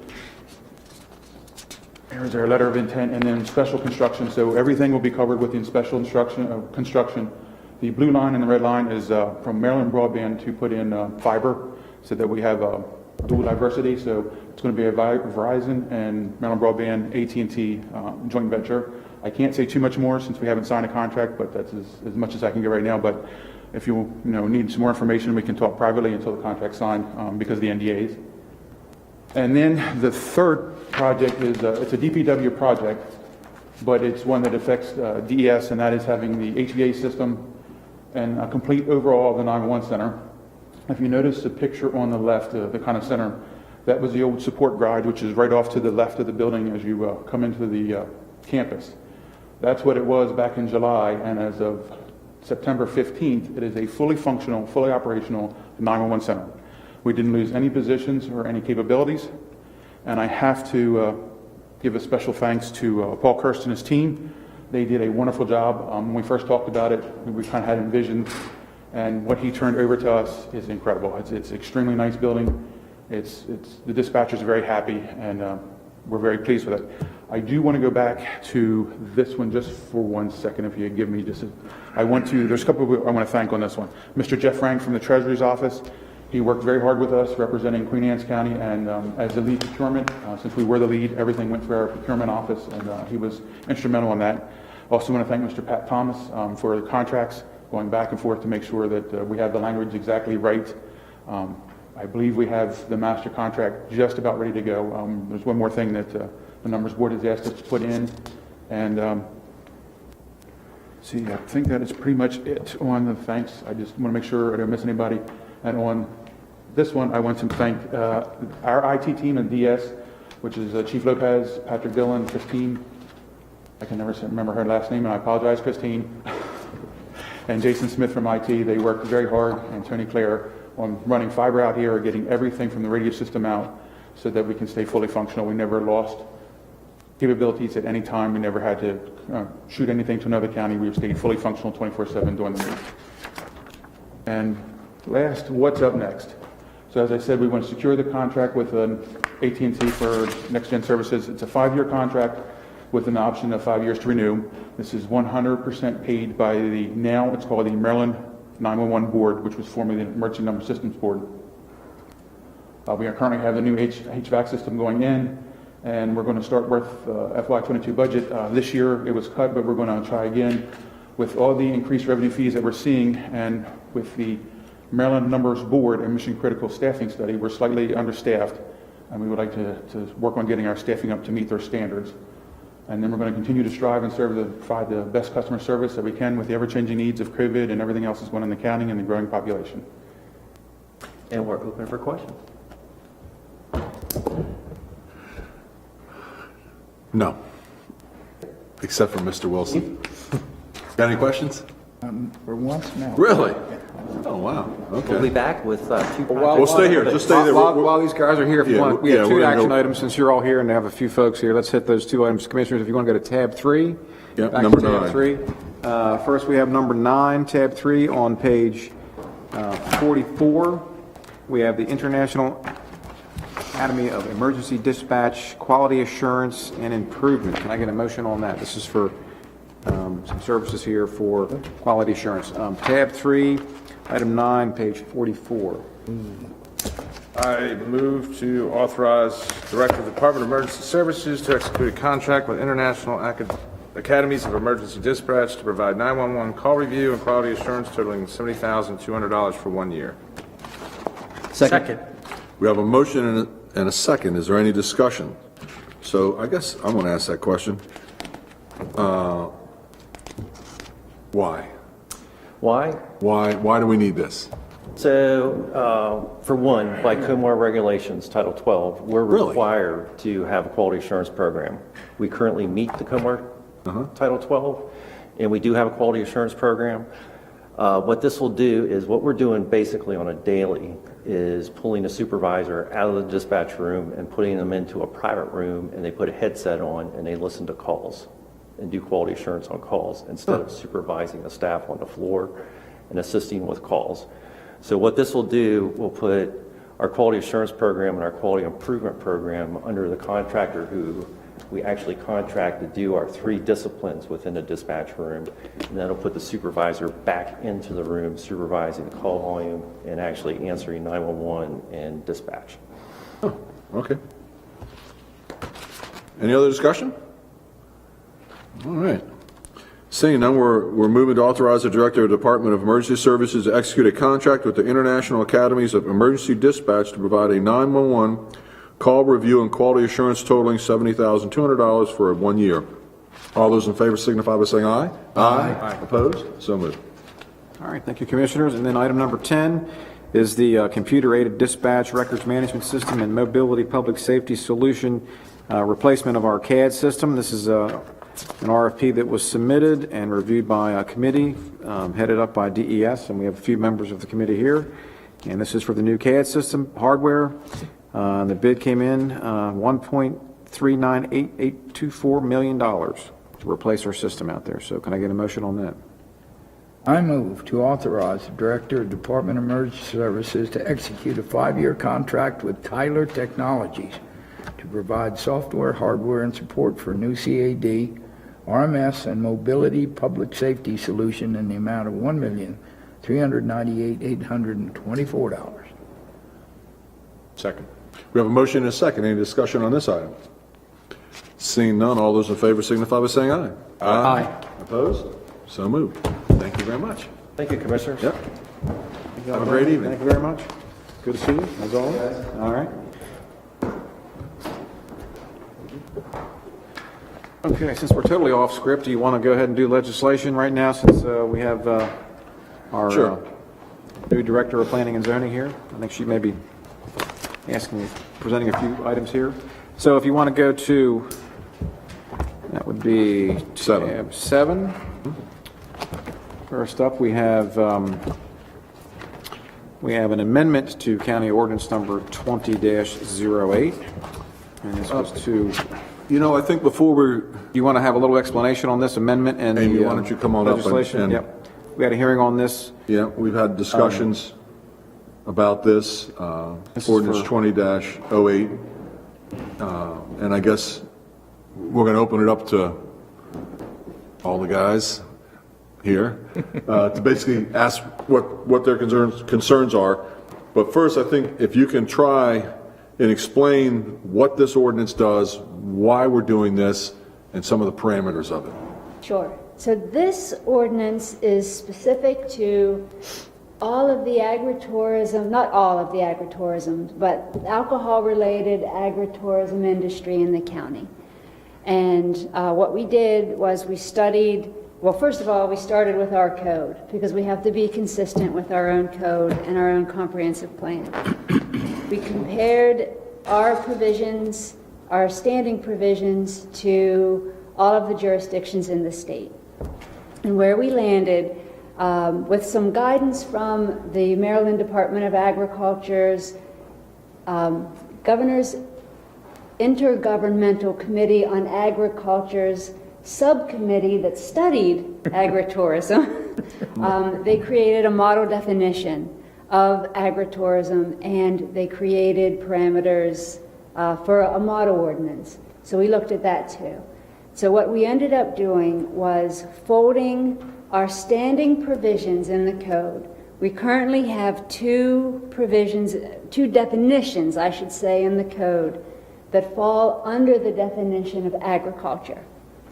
Agriculture is a permitted use in the agricultural district, of course, and in the countryside district. Agriculture is a conditional use in most other districts, but what we're talking about is agritourism in the ag district and the countryside.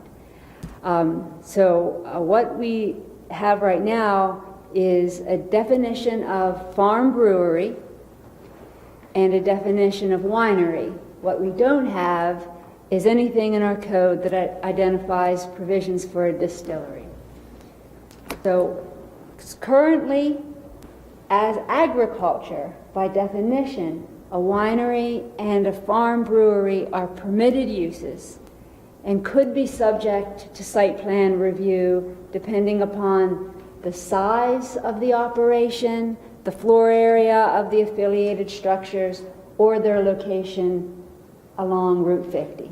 So that's where we currently sit. So any application that comes in today, prior to this amendment, as a microbrewery, is considered a permitted use in the agricultural district and must hold the state license, liquor license, for a farm brewery. And then all of those provisions that are applicable are currently applicable to a farm brewery. Same is true for a winery. What we looked at is the level of intensity of this particular agritourism use. We felt merited a conditional use categorization because of the consistency with our standing permitted uses and purpose statements in both the ag district and the countryside district, and other affiliated conditional uses in each district. Generally, when commerce is happening on the property and activities go beyond ag production in terms of tilling and planting, harvesting, when activities go beyond that scope in general, not 100%, but in general, they are conditional uses in these districts. We felt that because there is a production facility on site, because by license there's an ability to have a retail component on site and a tasting room on site and the selling of refreshments. And those are very specific depending upon which license you fall under. The farm brewery license is specific down to almost the menu items that are permitted. But because all of these things can happen, which would require parking and other infrastructure such as restroom facilities, we felt that this use was beyond the scope of a standard permitted use. Had much debate and input in the community with our planning commission members, and so this is where we felt that an agricultural production facility would get its own sub-definition within the definition of agriculture. So it's still defined as agriculture. It's an accessory use to an agricultural production. And within an alcohol production facility definition, there is a farm brewery, a winery, and a distillery permitted in accordance with the state licensing provisions. And there is a requirement that at least 2 acres of product affiliated with that production facility be grown on site. Where did that come from? That came from... I mean, is that from the state? Is No, it came from some examples. It came from testimony during the Planning Commission's May application process and discussion, and it came from examples from other jurisdictions in the state of Maryland. Any here on the shore?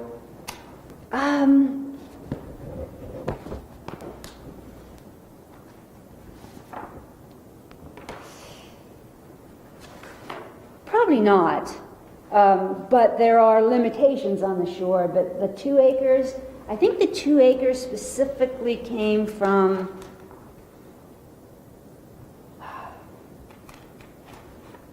let's see, I can tell you. So this was the chart that looked at all of the uses, and where you see yellow font and gray font, and that kind of goes throughout. Each jurisdiction really deals with this so differently that it was hard to find something that was consistent. But the 2 acres comes from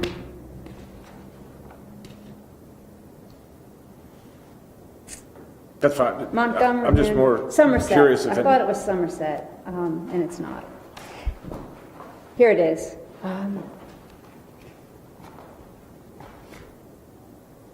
Washington County is one example. Okay. So But the point of doing that, the point was of setting some percentage or some requirement is you have to document that it is a farm operation and that the alcohol production facility is subordinate and supported by that farm. So because we don't have really a limit on how we define a farm could be any number of acres. There's not a minimum standard that farms in our community are going to be 10 acres or more. So we don't have that kind of So somebody could buy 2 acres in an ag or countryside and call themselves a farm brewery. If they meet the farm definition, yes. Right. So I want to go back to this 2 acres of growing. I know there's other breweries all around us in other counties. If they're not using it, what was the need to put it into ours? I mean, is there something that we were trying to accomplish with that, or just trying to just tie it to saying, yes, hey, it is a farm, they're growing this, and this is what they're using for their distilling or wines or brewery? Well, in other jurisdictions, there is a specific definition of a farm that contains acreage, an acreage limit, and since we don't have that, we looked at some reasonable litmus test so that our inspectors and our plan reviewers had something to inspect to verify. So would it have been, part so, of the so would it be easier for us to put an acreage limit versus growing? I mean, because I do hear this, that, some of these things, some of these ingredients may be difficult to grow in our climates, our temperatures, and if we're looking for a description, do we want to say 50, 100 acres? I mean, I don't know. I'm asking you. in terms of the farm operation. Excuse me? You mean the set a minimum acreage for the operation itself? Correct. I mean, if a farm is, do we want to say that, this can't be, it has to go on a minimum of 100 acres to have one of these establishments? I don't know. I'm just asking, what are some of the other options to that, if that is an issue with the definition? Speak freely. In a way, I mean, what we would want to do is we would want to look at any operation that we have on the books and see what that acreage is, because we don't want to create a nonconformity with an operation that's operating legally. I think that I'll tell you what our line of thought was that led to this conversation through the Planning Commission and through that 2-acre provision. And not setting more limits. We were walking this line of, and our intention is to be supportive of agritourism and supportive of this specific industry. And at the same time acknowledging the impacts on the neighbors, which is how we landed at a conditional use. There might be a farm operation that is 5 acres where this type of a facility is perfectly reasonable and is a very low impact to the neighborhood. There might be a very large farm, a 50-acre farm, where it's not appropriate for any number of reasons. I understand that, but what does that have to do with the 2 acres of growing? I mean, I'm trying to go through one at a time here, just trying to see if there's another way about that. So, I guess as commissioners, we could just strike the 2 acres of growing altogether. And just, I'm all for the conditional use for this. I agree with what you're saying, because there is going to be locations where this is not going to be feasible, and we want to be able to control that. So one doesn't have anything to do with really the other. The 2 acres of growing versus what you're talking about now. Sure. Okay, just want to clarify that. All right, well. No, and I don't disagree with the conditional use either, because I actually live in a very unique situation where I could have a farm brewery at my house because I own 5 acres of agriculture adjacent to my house in a neighborhood. Really? So therefore, I could open a farm brewery under a permitted use and meet all the requirements. So that's why I do believe the conditional use, because I do believe my neighbors should have some say on what I'm doing there. So I do get that. I'm totally against any growing requirements at this point, because, well, for several reasons, and several that I've talked to agricultural people and all that. And A is to take the products when you grow it they don't have the equipment on site to mill it, get it dried, and put it in production at their breweries. The expense for that equipment would just be astronomical. And we're talking about trying to give businesses a startup ability that is actually affordable, and I think that would just kind of blow it out of the water if we made that requirement. I originally thought about a phase-in, but then we have to monitor it, and we've got to, go out and inspect all the time, and I think that's just an added cost we don't need to add for something that's 2 acres, even if it is on a 100-acre farm or 10-acre farm, whatever the case may be. That being said, with a conditional use, obviously, we don't want to put the Board of Appeals in a situation where they have to subjectively figure out what is the conditional use for it. So I think before we did anything with that we should, whether working with planning and zoning, through the planning commission, is come up with what are those conditions we see, whether it's like Jim said, this is the minimum size.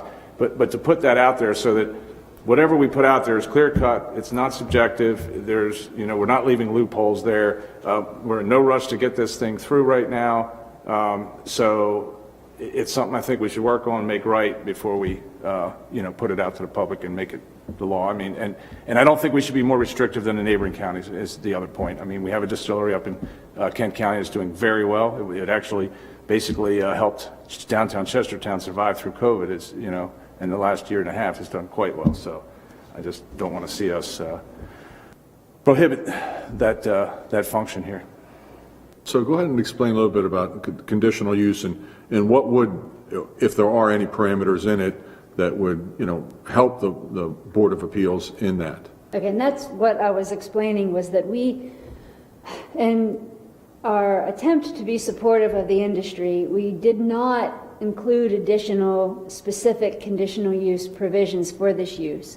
And we didn't do that because we felt that the definitions and the connection to the liquor licenses, which are very prescriptive, were sufficient for... Those licenses, they come from the state. They're not even our local liquor board.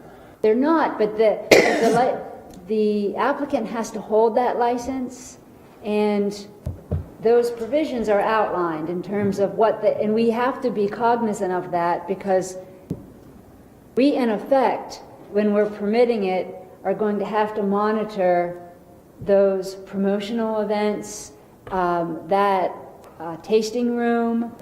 That's all connected to a site plan review, whether that's an administrative or a planning commission review. Since that all has to be taken into account in the application itself, we didn't include extra provisions. I think what we tried to do is probably a condition might have been a percentage of growing, or how you're going to substantiate that you have product on site and that you are a farm and that this is an enhancement to your farm, this alcohol production facility.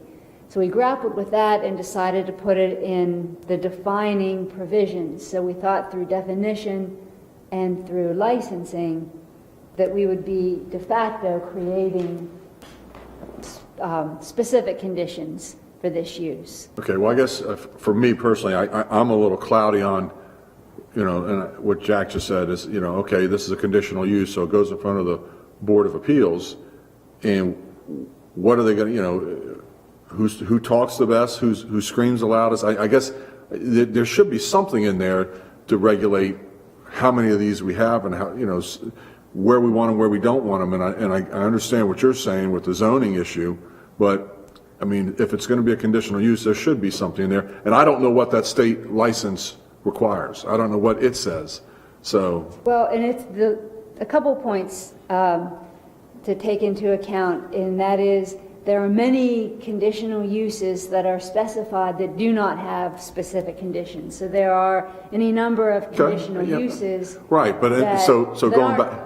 Controlled in that manner. I agree. But there are general standards that do have to be met. And those do take into account the nature of the neighborhood and infrastructure. So it's not completely arbitrary.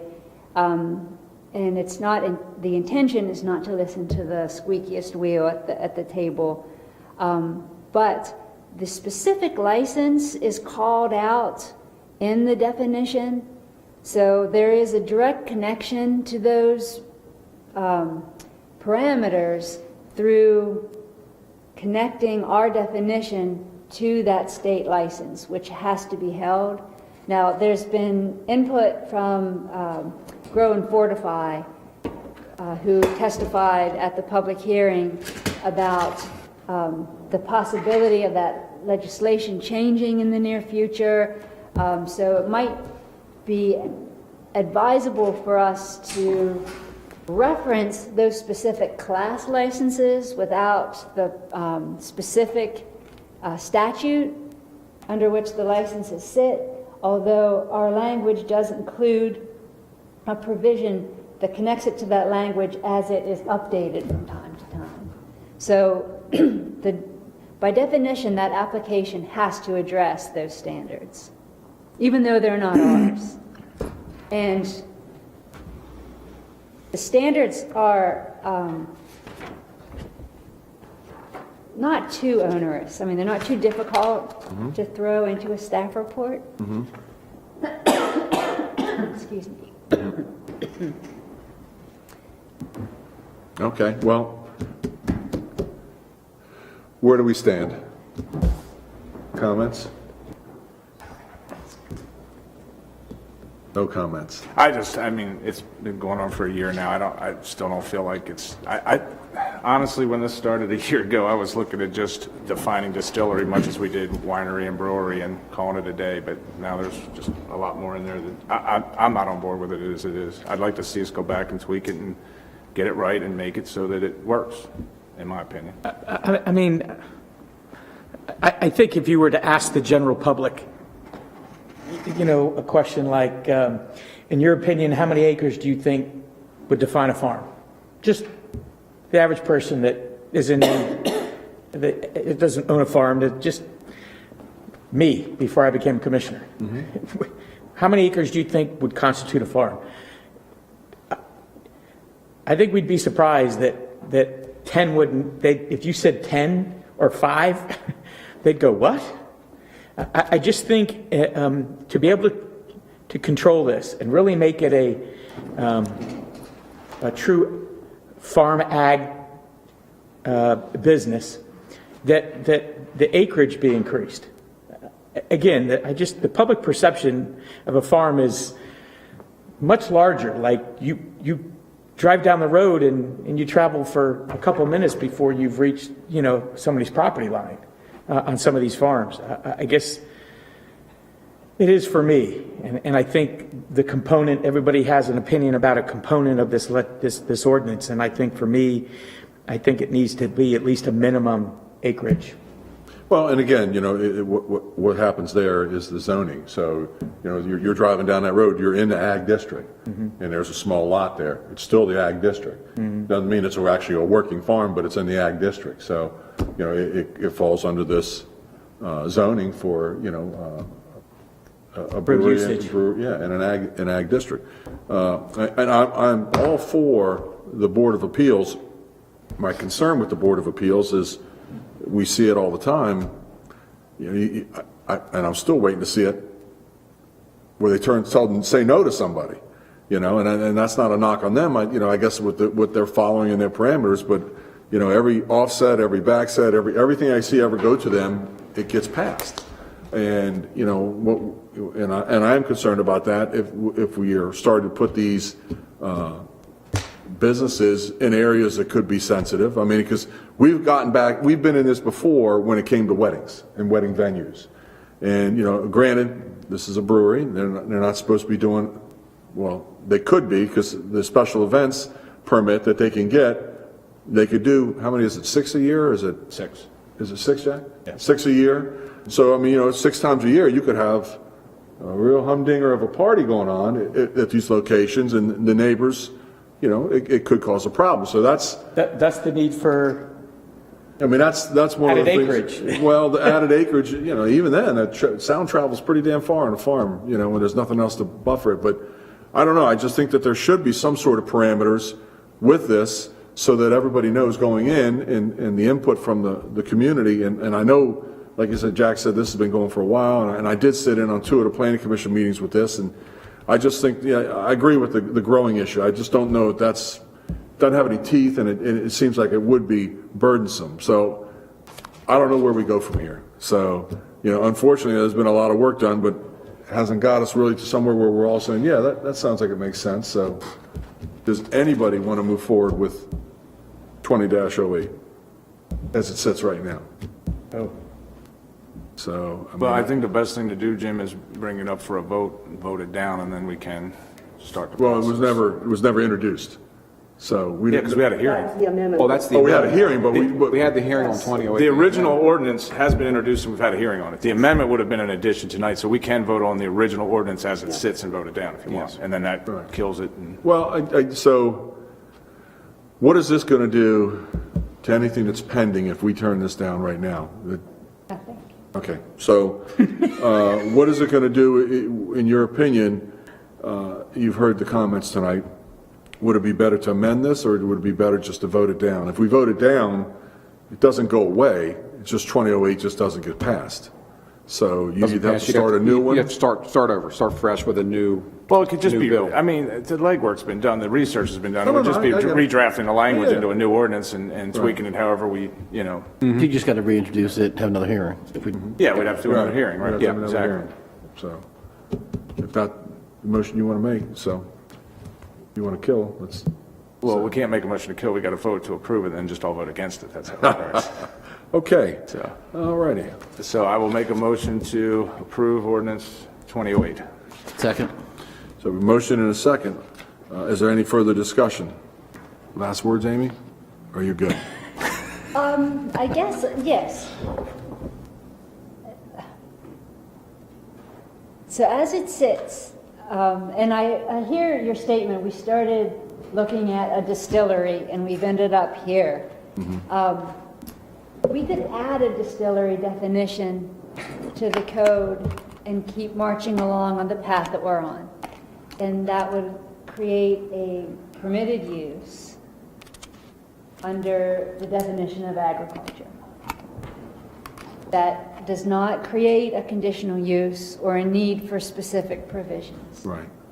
So I want to make sure. I don't know if we want that. I mean, That'd be if it's a permitted that'd be a use. text amendment, right? That'd be a text amendment, but it would be it'd be permitted use. Correct. Wouldn't be a So- conditional use And if it's, process. a lot of that wouldn't go in front of the planning commission. The size of the, Yeah, it would depend. Once the size gets to a certain point, it would. Correct. Yeah. It would so- depend on there would be a threshold where any project would go before the planning commission based on the square footage. but you know what happens. It's like the restaurants. It's 9,990 square feet, and 2 years later, I'm going to put a 1,000 square foot addition on it, and 3 years later, I'm going to put a 4,000 square foot, and it never goes in front of the planning commission. So, I mean, I like the conditional use portion of it. It's an extra layer, and I think that gets more public involvement, because this other way, conditional use, there is no public involvement. It's just, hey, that wasn't there yesterday, and it's here today. Right. Permitted use, right. Yeah. Excuse me? If you go permitted use, Right. yeah, it's just Right. walk in, sign a permit, go. So, I wanted to be clear that you weren't interested in seeing a permitted use, that you're interested in seeing another conditional use text amendment. I want to be clear on that. I am. Yeah, I am too. Yeah, so, yeah.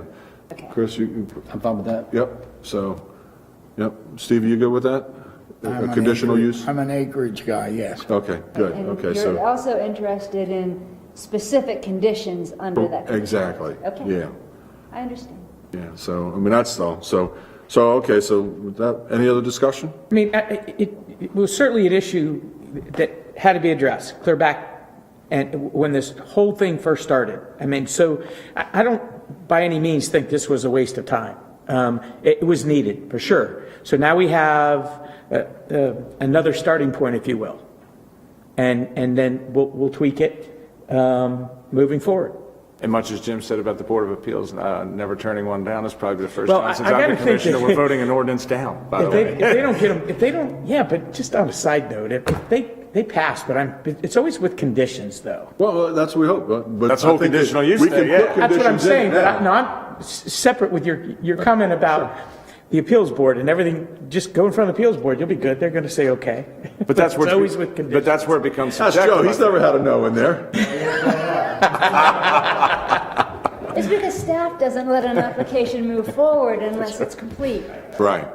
That's right. That's right. Okay, so if there's no further discussion, we have a motion and a second to approve County Ordinance 20-08. All those in favor signify by saying aye. Opposed? Aye. Okay, so that thing's been shot 5 times and left in the gutter. Moving on. Thank you, Amy. Thank you. And we'll let you off the hook with the amendment to 2008 too. We'll just. You don't need to introduce that. Okay.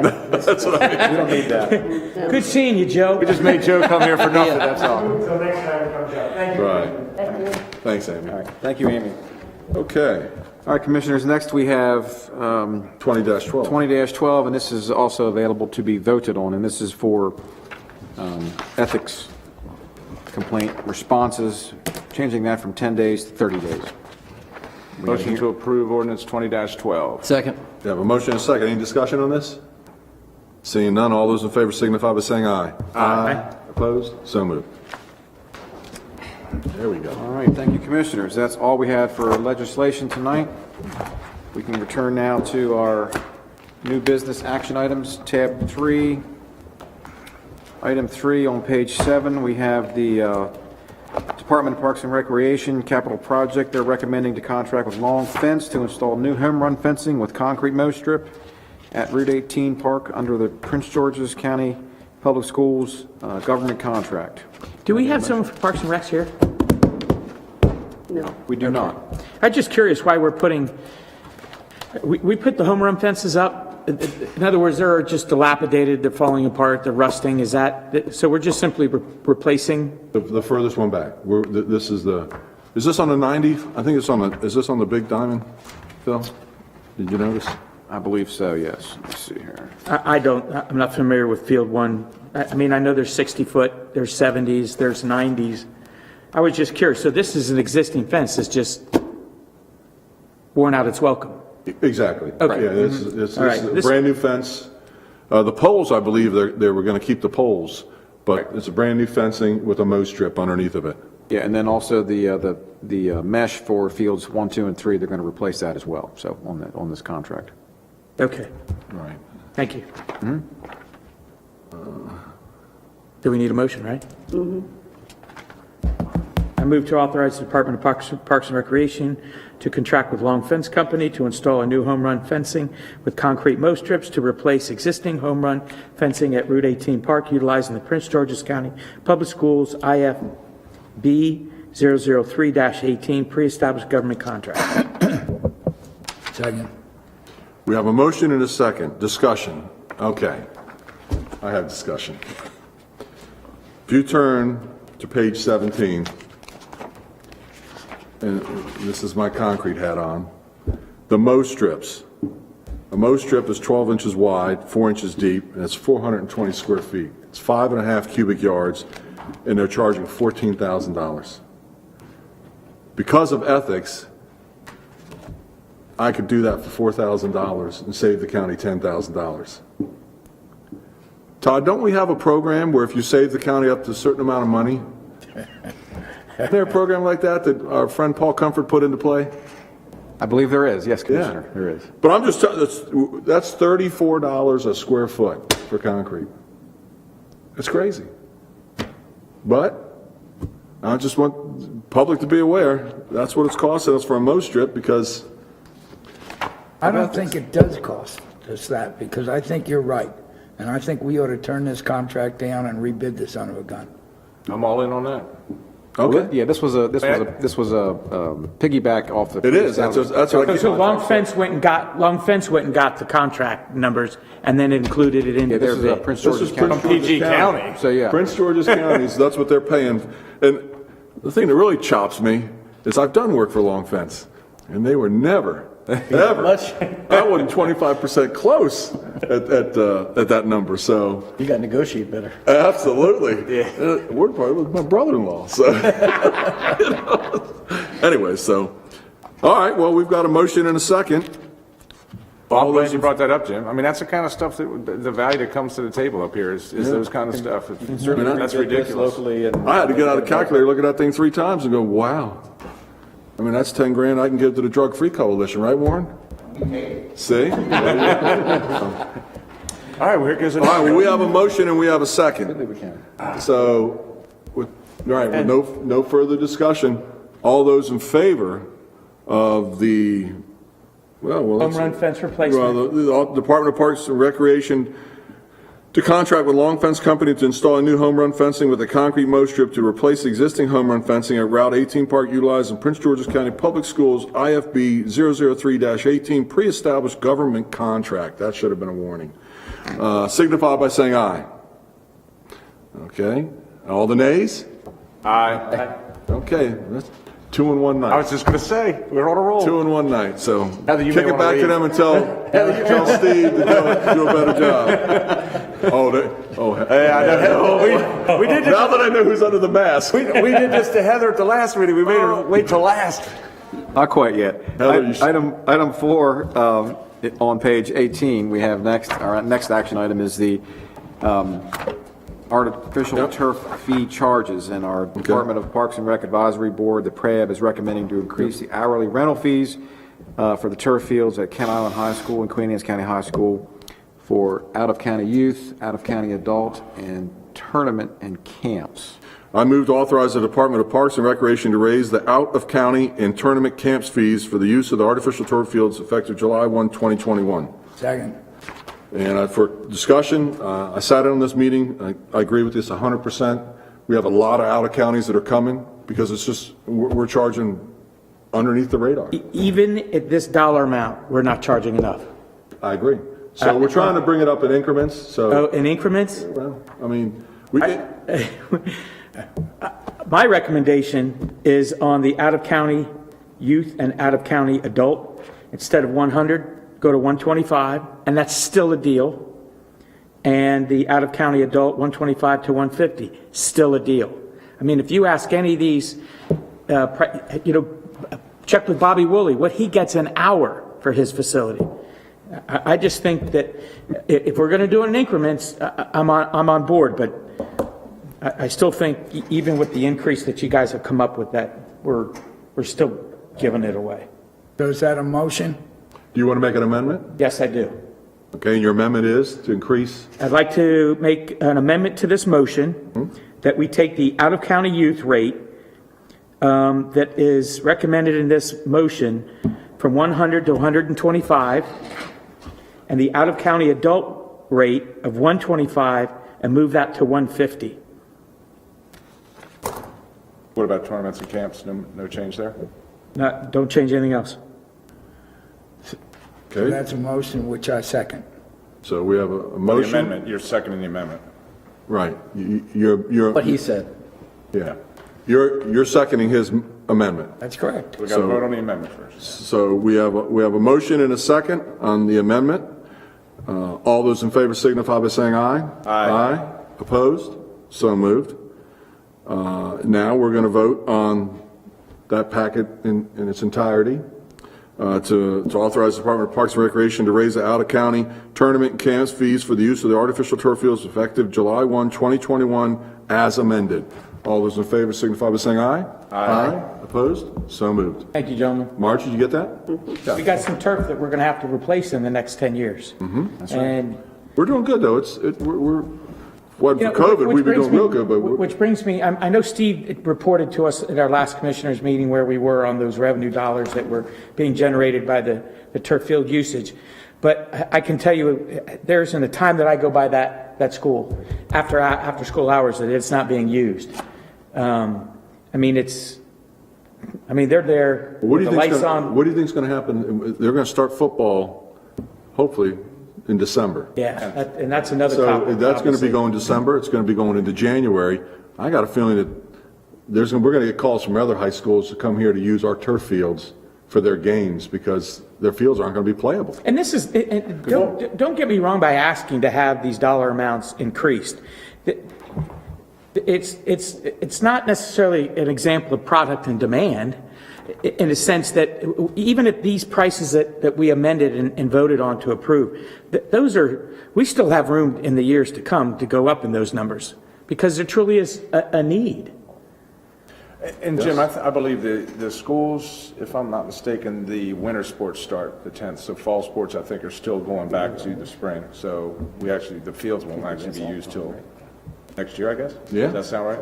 Yeah. Because basketball and all that, I think, will start on the 10th, because that's the indoor sports. We'll see. They're still hashing it out. I mean, I know the football teams are practicing now. They're back to practicing, but I don't know what that means in terms of games and all, so. Okay. I don't know why. All right.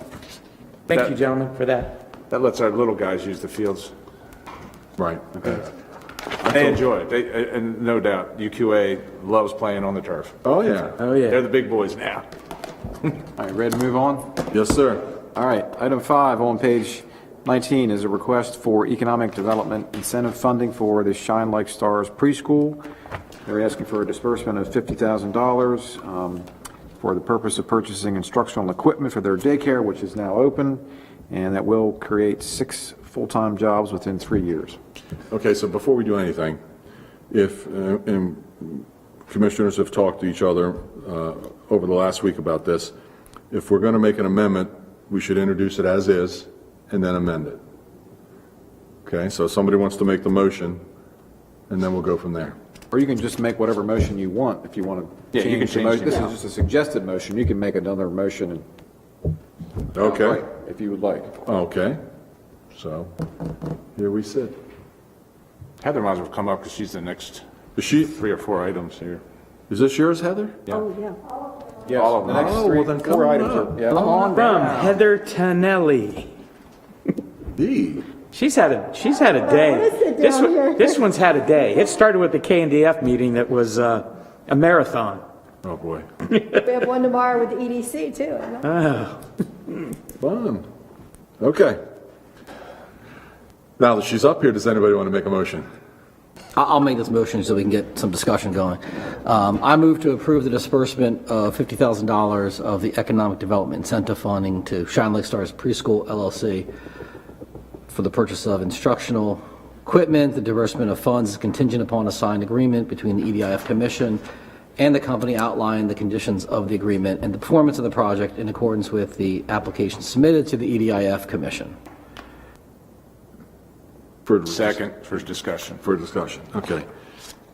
I don't know what we can ask and what you can tell, but how did you come up with $50,000 for this? I mean, we talked earlier about this, and there's going to be other ones in here, but how did you come up with that dollar amount for, is it related to the 6 jobs? Is it what the cost of the material? Or No, it's based on the fixed asset purchases that she wanted to make. And then we looked in there, and the playground equipment, I want to say is close to 20 when it's all said and done. And the outdoor activities, as well as the, they're not called whiteboards, I forget what the name of them is, but the boards that are interactive. Smart boards. Smart Boards, boards. yeah. She's going to have those for each of her, I think it's 3 classrooms, and then there's a kitchen facility that she wants to have to not only cook the meals for the kids, but enable them to cook for, like do cooking classes. Well, I know that I made a motion many moons ago, and my fellow commissioners supported it.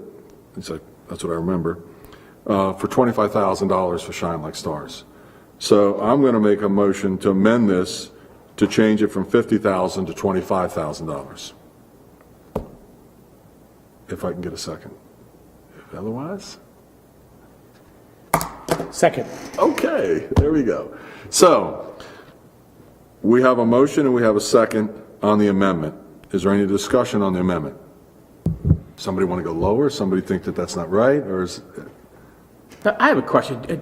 Heather, do you know at this point with COVID and some of these kid academies and other of these preschools in the county, how many we have? I know some have closed because of COVID and aren't reopening. Do we have any idea how many we have? Don't know off the top of my head, but I can get that for you. And then, it just depends. We do have a list of all of them, but that list also includes home daycare. So I would just need to break out the home daycare versus the ones that are in commercial. Right. I'm asking more specifically to a brick and mortar location where the kids are brought to, and it's not a home daycare situation. It's a freestanding building, well, like this one, or the Kitty Academy, or any of those. I know the Kitty Academy in Stevensville closed, and my understanding is not going to reopen because of COVID, or? I think it's still open. It's open. It is? It is open. Yeah. Okay. They were not sure I guess how my COVID question was going is- to impact them, but they are open. Okay, so I guess my question is driven by, there's truly a need for preschools here in our county, because obviously we just don't have, the Board of Education doesn't have the wherewithal to have multiple pre-K classes in any of our elementary schools. So, I think there's a huge, we may be reducing it from 50,000 to 25,000, but I still think that there's a huge need in the county for preschools. And so, I've always been very supportive of Shine Like Stars or any other like business. Well, I guess to that point, Phil, and I agree with you. I think it's I think it's a great organization. I think they do yeoman's work with these kids, and I totally agree with that. I guess what I'm looking at is, we caught a little flack for giving them $25,000 before, and this to me kind of justifies it, because the EDIF is saying that they want to give 50. We've given them already 25. Here's the other 25, and I can sleep on that. I don't have a problem with that. And with that line of thinking, I agree. Yeah. So with that being said, we have a amendment. Real quick, Jim. A motion and a second on an amendment. There's no further. I do. I have. So I guess we don't want to lose focus of what the EDIF is, what it was established for and what it was supposed to do. In the case of here, we're adding equipment. Okay, the equipment, I don't know that you're hiring new people because you put playground equipment in. Our next one we're going to deal with, that's equipment that's going to create jobs, because the equipment actually needs people to run it. So I just don't want to lose sight of what the EDIF is for. It's supposed to be creating a job, and I don't know that playground equipment necessarily creates a job. Agree. Because you would have to have the playground equipment there to be a child care center. I don't know. Again, we had conversations earlier about refocusing some of this stuff, and obviously some stuff I'll talk to you about, Heather, but we just got to keep that in mind. Agree. Yeah. So they just have to reword this. I mean, they are stating in here that they will get to 6 full-time jobs within 3 years. Understood. And I understand. I mean, I don't disagree with that, Phil, Right. but what I'm saying is, at the end of the day, it's like, when we see these projects come to us, we're looking at, okay, what are they doing with it? What are they doing? The job creation, And what is the economic job impact. creation? Are we Right. teaching somebody a new skill, a new trade because of this product that they're putting in or something like that? And I don't, Well, this and also, doesn't- when somebody so- says how many jobs they create, that really doesn't mean anything to us unless they live in Queen Anne's County. Because Correct. if they take their income tax and everything else out of the county, what good is? You are correct. We've done nothing. Also, you got questions of what grade job is it, what income level is it, what the length of the job, or, Oh, yeah. I think this whole thing, here and the next motion you get 2 jobs for 50,000, 25,000 a job. Here you're getting jobs cheap. They But have is to, that- I'm sorry, I didn't mean to interrupt. Please. They have to keep those jobs in order for this to turn That into a answers grant. 1/16 of the point I'm making, though, which is that it's not at all clear to me at this point when this original action to create jobs took place. It was back during the end of the 2008 and 10 recession, and we had a real high employment rate in the county, and there was every premium at that point on getting jobs. And I think at this point, we need to look at what the unemployment rate is and what kind of jobs we're getting, and not just saying, this job is, we're getting 6 for 50 grand and 2 for 50 grand. I mean, this is the most unregulated. There's no parameters of really where they live. I don't think the taxpayers are getting value for their money in this, with this setup. I think we should look at the setup. I'm not talking about this deal. I'm talking about the general parameters of what this commission is up to.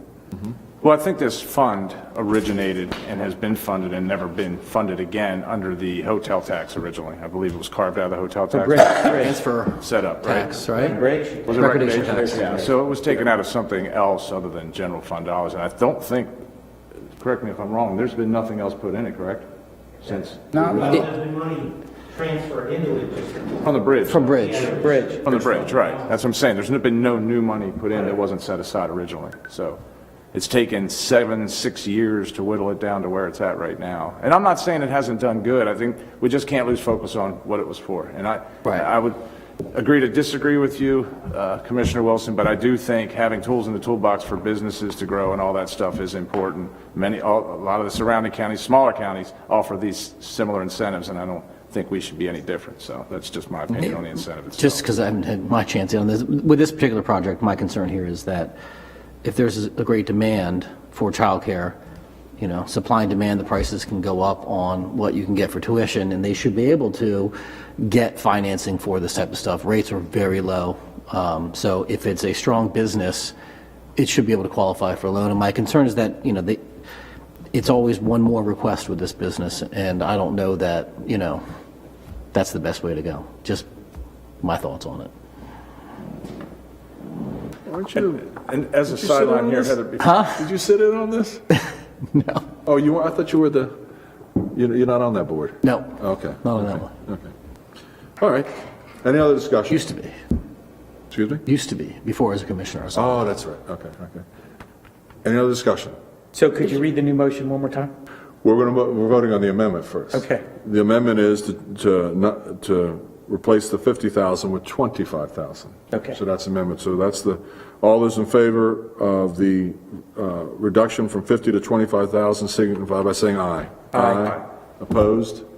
3 to 2. Okay. That's just to get it down to 20. That's just to get it from 50 to 25. Correct. Now you got to vote on the overall motion. Okay. All right, I just want to make sure. Now we got to vote on the overall motion. So we're voting now to approve the disbursement of $25,000 of the Economic Development Incentive Funding to Shine Like Stars Preschool LLC for the purpose of purchasing instructional equipment. The disbursement of funds is contingent upon a signed agreement between the EDIF Commission and the company outlining the conditions of the agreement and performance of the project in accordance with the application submitted to the EDIF Commission. All those in favor signify by saying aye. Aye. Opposed? Aye. There you go. You get nothing. Okay, now, next one. That was two yes and 3 no's. Margie, Phil and I are the yeses, okay?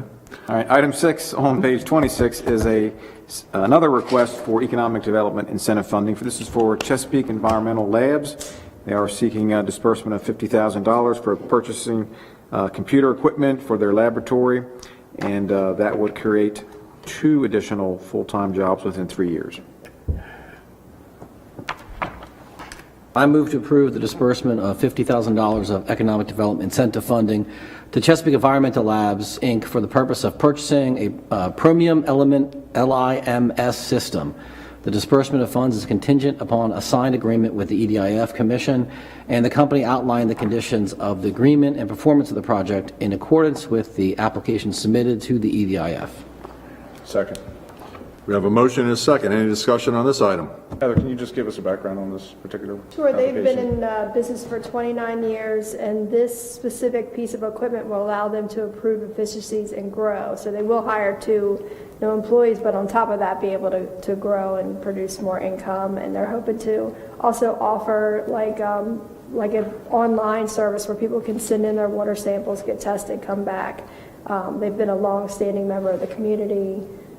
Their financials look good. The 2 jobs are decent jobs. They have to have them within 3 years, and then they'll remain. They're also going to be purchasing a vehicle because they'll need that in order to be able to go out and do the testing, as well as some other equipment that they said they were going to purchase as well. So it's a decent investment. And am I right that this money this equipment is actually significantly more expensive than what they're seeking the EDIF? Yes. They have their own skin in the game, their own money that they're putting into this, a significant amount, right? Yes. Why wouldn't they go to a bank?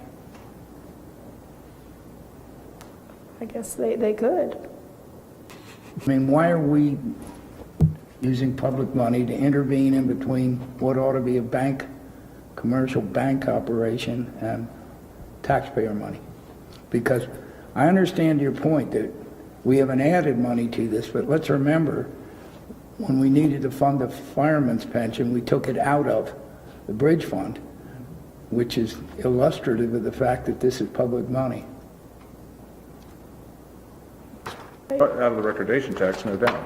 I don't disagree. Well, it's still public money. But we have the money there for this purpose. We have no different than our spending affordability committee, we have a committee, the EDIF, that vets this stuff, and we rely on them to vet it. So, Well, I mean, it's been set up for 6 years. I get we need to look at it, but I don't think, we don't throw the baby out with the bathwater on it. Yeah, I think we could spend some time doing. And that's actually my point too. I mean, if we're going to be taking a look at the EDIF fund and how it's managed and what qualifies, and if we're even going to tweak it or make some changes, you can't do that when you've got requests in the pipeline. You can't just say, we're changing the rules right now. Right.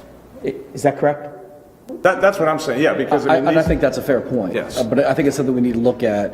Do we put some caps on this, make these more micro loans, $10,000, $15,000 loans, the money go a little further, and for businesses that can't otherwise find this financing. And to Commissioner Wilson's point, is there even a need for the Economic Development Incentive Fund under our current economy? Business is flourishing. I mean, that's just a question. That's not a statement. Right, or are there other programs we should consider developing? I mean, I think that's a fair task to look into it. I know Heather doesn't have anything on her plate right now, so I was going it's to no big suggest deal. too, there are reporting requirements in order for these businesses, in order to be able to consider them to be conditional. So we have that from the beginning of the time. We can provide an ROI. We can tell you how many jobs are created. And many of these deals, there's many more jobs created than what's required. They're giving us the minimum of what they can do because we don't want to set the expectation too far and then them not be able to meet the goal. But we do have metrics to be able to say what their capital investment was. In the initiation, we don't follow up with financials, that sort of thing, but we do get quarterly reporting for all 5 years on their employment, and we can provide that for you. I'm happy to do it. It might take me a little while because we're understaffed right now, but and we are getting that data. I just have to populate it in a way that it's easy to read. And we did recently review our structure, and happy to do it again with the commission, where we reduce the amounts to 50, and largely due to the fact that there's not a lot of money left in the pot. I do find this a great option. I'm sure there's some companies that come through that could get a loan, but there's many that come through that can't. And they're, just because their financials look good, they, might have leverage in other ways and not be able to go to a bank. But So, I feel like this is do we have any in the pipeline right now outside of these two we're acting on tonight that you know of? There's interest. Nobody has applied, but Okay. I've given out several. So let me float this to my fellow commissioners. If we put a freeze on this until such time as Heather's able to get us a report, take any applications to the back burner until we see a report, and we make a distinction after we get to see an Beyond updated these. ROI and all that kind of stuff. Except for these. Except for these. No. I'm Except for saying these are the only two right Okay. now we got to vote on. There's no more in the pipeline, so Okay. maybe Only just one. We've already voted on one. right. Oh yeah, we voted on one. Yeah, but I'm just saying. I'd like to say I accept Commissioner Dumanow's point. I think he's exactly right. I don't think we ought to be jumping in the middle of the process, the guidelines, but I do want to raise the basic point about this business of taking a look at the whole process. So I'm going to vote for this, but it doesn't mean that I like the. So that's what I'm saying, Steve. There are no more there. So let's get the report that Heather can generate. When we get that report, then we can follow up. I'm agreeing with that. Okay, Yeah. all right. Everybody else good with that? I mean, No, he's saying he's not, don't take a vote on this. Wait for her to come back with a No. report. This is what I'm saying. This vote one's on here. these. Okay. Get them out of the pipeline. Then the pipeline's Don't empty. put any more in. Yeah, Don't put any more in. We actually talked earlier about getting a report back from. Right, because we already said that. We wanted all a of our report projects. So that was on earlier. my Yeah, so we're going list to vote on this, and then we're follow going to get a report later on the metrics. But I just don't want any more applications to get in the pipeline before we have an opportunity to go back and revisit and look at it and figure out, what to do with it. I will say it's important that our economic development team, i.e. me, has the tools yes. such as this. I'm happy to look at restructuring. Come on, you just got 400, you're getting $460,000 for restaurants. We keep giving you money to give away. that I have to give out. But yeah. I'm That's the happy to fun part. revisit it. Yeah, well, yeah, okay. Yeah. All right, call the vote. Easier than this, please. though, right? So here we go. So the motion to approve the disbursement of $50,000 of economic development incentive funding to Chesapeake Environmental Labs Incorporated for the purpose of purchasing a Chromium Element LIMS system. The disbursement of funds is contingent upon a signed agreement between the EDIF Commission and the company outlining the conditions of the agreement and performance of the project in accordance with the application submitted to the EDIF Commission. All those in favor signify by saying aye. Aye. Opposed? So moved. There we go. All right, thank you, Commissioners. Heather, you're a good sport. All right, moving on. Item number 7 on page 30, beginning on page 30, is a commercial real property tax credit request for the Kent Narrows Enterprises LLC. And this is a request for a commercial real property tax credit for the project known as the Kent Narrows Hyatt, owned by Kent Narrows Enterprises. And the commercial real property tax credit for the Hyatt is based on creating 30 new full-time jobs within 36 months of completion, and the project has an estimated construction cost of $20.3 million. I move to approve the request for commercial real property tax credit for the Kent Narrows Hyatt Place project located at 3028 Kent Narrows Way South, Graysonville, Maryland, owned by Kent Narrows Enterprise LLC. Second. We have a motion and a second. Discussion. All right, I'm going to start it off here. What's the fiscal note on this? How much is this costing the county? Based on my calculations today, $338,000 Total? total. So I'd like to see your calculations. 80, 60, 40, 20. Correct. 80, 60, 40, On 20. the 20 million. Excuse me? On the 20 million. On the 20 million. And if it appraises comes out and it's 25 million, that number is going to go up. I would like to see these accompanied with what the estimates are and how much we're giving. So we're saying on this one here, in the neighborhood of $350,000. Over 5 years. Excuse me? Over 5 years. Over 5 years, $320,000 over 5 years. So, and there's another one too. So, I don't know. Do you want to hold these until we can get those numbers for you? I'd like to know how many of these we've done. I can't remember the last time we did one of these. I was here when the last one is for the Queenstown Assisted Living Facility. I Right. just started here when that one came in. Yep. Which one was it? The Queenstown Assisted Living, that's right. The one. Oh, yeah. Okay. That's the last one that we did. That's just a few months ago. It's right after I started. Yeah, so February, I think, right? Yep. February meeting, yeah. Anybody that's in an enterprise zone would be able to apply for the credit. I thought you couldn't be in the enterprise zone to do this. Right, well, I was saying anybody that's in an enterprise zone would get a tax credit that way. Anybody outside would apply that is looking for a tax credit with. And the enterprise. Ones that are in the enterprise zone get the credit from the state. Right. Not That's from 10 us. years, right? That's 10 years too, right? Enterprise zone? It's a lot longer. It's longer. Right. Yeah. But it's a smaller amount.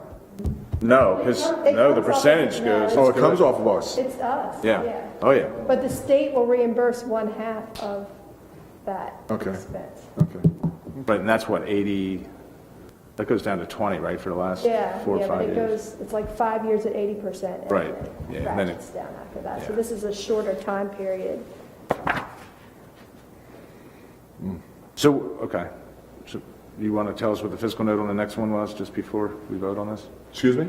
But she gave us the fiscal note on the first one. We want to find out what did you do the second one? They're two separate ones, so. Well, we got a motion. And a second. And a second. Okay. Any other discussion? Well, did you bring up the point that we ought to table this until? Well, I just think that, we do these and we never really know what it's costing us. Well, a while ago, we talked about putting fiscal impact on things. This is exactly the perfect example, and I agree with you. So I'm going to make a motion that we table it until we have that. Well, who made the original motion? I did. You want to yield the motion to get the information? Because there's no rush in this, because it's not going to be done for 2 years, so it's not like this is, right? I mean, it's not open until 2022, so it doesn't need to happen today. Yeah, I'll rescind my motion. But that brings into question the whole issue with construction time frame and when you apply for these, does it not, Heather? before we go down this rabbit hole. What do you mean? I mean, we still have time for the next. Because these have to be approved and in place before construction starts, because that's going to come up on the next one. Just out of curiosity, I hate to drag this out, why? Because that's the way it's written. That's the way the tax credit is written. But this is a county tax credit, so it's the way we wrote the law? Yes. Yeah. So it doesn't, I mean, I don't know why that, anyway, okay. So let me ask you a question. Could we revisit this in our next commissioners meeting in 2 weeks? Yeah. And could we As long get as the we're before information? construction, that's the biggest, that's what I'm You could saying. get the information to us? Yeah, I have a spreadsheet that I put it in. Okay. I just wasn't aware that it needed to be part of this. I'm happy to, I can And get it to you tomorrow. And you might as well do the next one same way. So this 320,000 is what you thought for this first project? Yes. Over a 5-year period? As far as the tax credit. I mean, we can wait 2 weeks. And we'll do the same thing with, Yeah, I don't think finance has looked at that, so, all right. Spreadsheet from you guys. I'll send it to you after I fill it in. That's fine.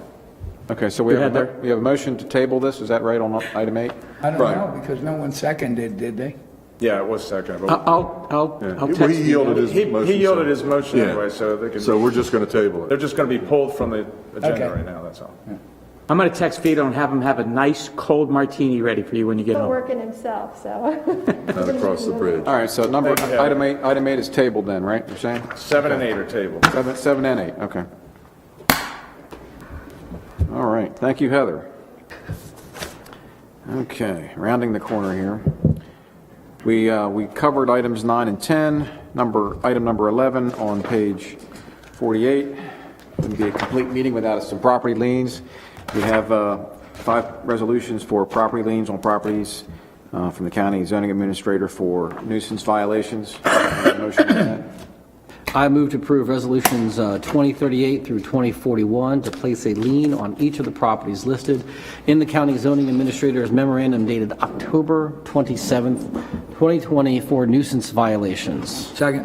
We have a motion and a second. Any discussion? Seeing none, all those in favor signify by saying aye. Aye. Opposed? So moved. All right, thank you, Commissioners. Item 12 on page 79 is the proposed calendar for the fiscal 2022 budget process. I move to approve the fiscal 2022 budget calendar. Second. We have a motion and a second. Any discussion? Seeing none, all those in favor signify by saying aye. Aye. Opposed? So moved. Thank you, Commissioners. Item 13 is Budget Amendment CC 18 for the community mentoring. This is a budget amendment for community partnerships to accurately reflect revenues provided by the Governor's Office of Crime Control for this mentoring program. Motion to approve CC 18. Second. Any discussion? Seeing none, all those in favor signify by saying aye. Aye. Opposed? So moved. All right, thank you, Commissioners. Budget Amendment CC 19 is item 14 on page 82. This is another budget amendment for community partnerships, which zeroes out the Chesapeake Helps program and adds that money to the transportation voucher program, which is a similar program for transportation for the folks that need that for jobs and schools. This is CC. CC 19. So me too. I move to approve budget amendment CC 19. Second. We have a motion and a second. Is there any discussion? Seeing none, all those in favor signify by saying aye. Aye. Opposed? One absent. All right, thank you, Commissioners. Our last item tonight is item 15, Budget Amendment CC 38 on page 84. Is an amendment for recreation program revenue increase to cover expenditures above the budgeted grant user fee expenditures for summer days. Move to approve budget amendment CC 38.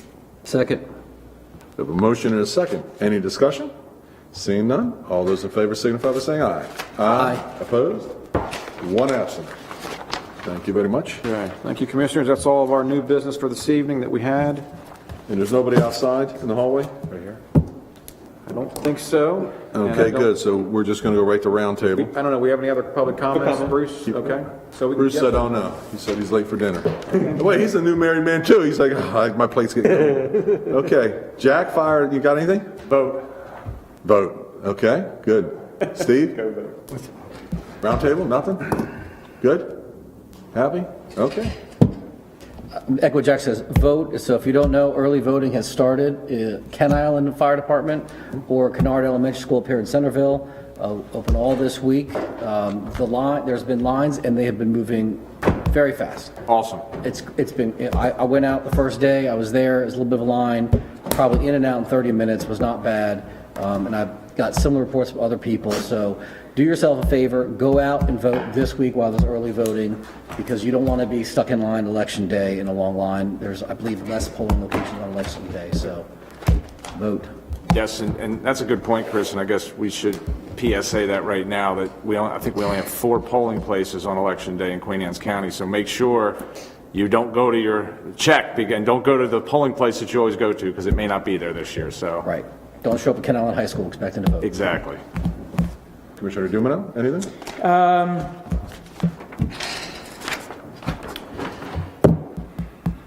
Obviously, because of COVID, a lot of our fire departments and different organizations in our community have had a difficult time raising money, much needed money to keep their operations going. And one of the things that I often enjoyed was the Queen Anne's County Watermen's Association craft feast that they would do.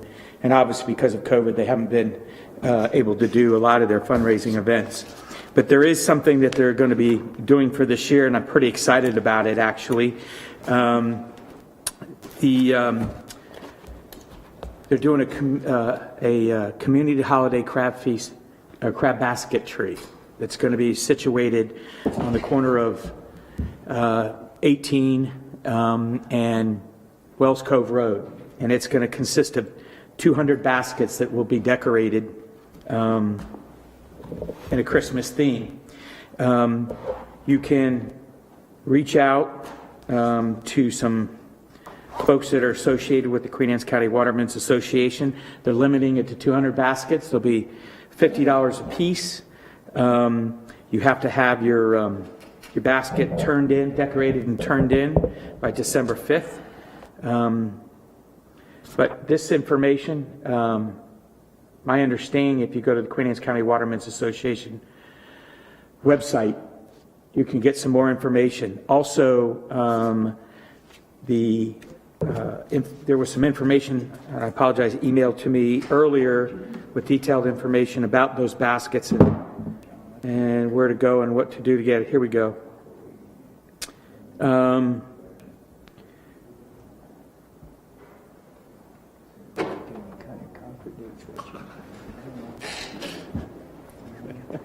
You can pick up your basket at the Graysonville Volunteer Fire Department November 1st and November 7th from 9 to 2. The other location where you can pick up your basket is the Chesapeake Heritage and Visitor Center, November 2nd from 6 to 10, or November 2nd and November 6th from 10 to 4:30. So Heritage Center, November 2nd and November 6th from 10 to 4:30. Again, they're $50. If for an additional fee, they'll actually paint the basket for you. So Queen Anne's County Watermen's Association website, they can give you some information, or you can go to their Facebook page. But I would strongly recommend, this is something that I think that the community driving down Graysonville, Main Street, at Wells Cove Road and 18 will be able to see and enjoy during the holidays. And they did one in Rock Hall that just was amazing. There was a lot of activity about that and positive things said about that crab basket Christmas tree. So I'm looking forward to participating in it. And I think that I think the commissioners should have a basket decorated for this, and I will even put up the money for the basket. Very well. That's all I have. Thank you very much. I got nothing. He's right. Vote. No matter who wins, no matter when you find out who won, 2 weeks, 3 weeks, year, the sun will come up the following day and it will set. Life goes on. So hope everybody stays safe and get out there and vote. Motion to adjourn. So moved. Second. Hasta la vista.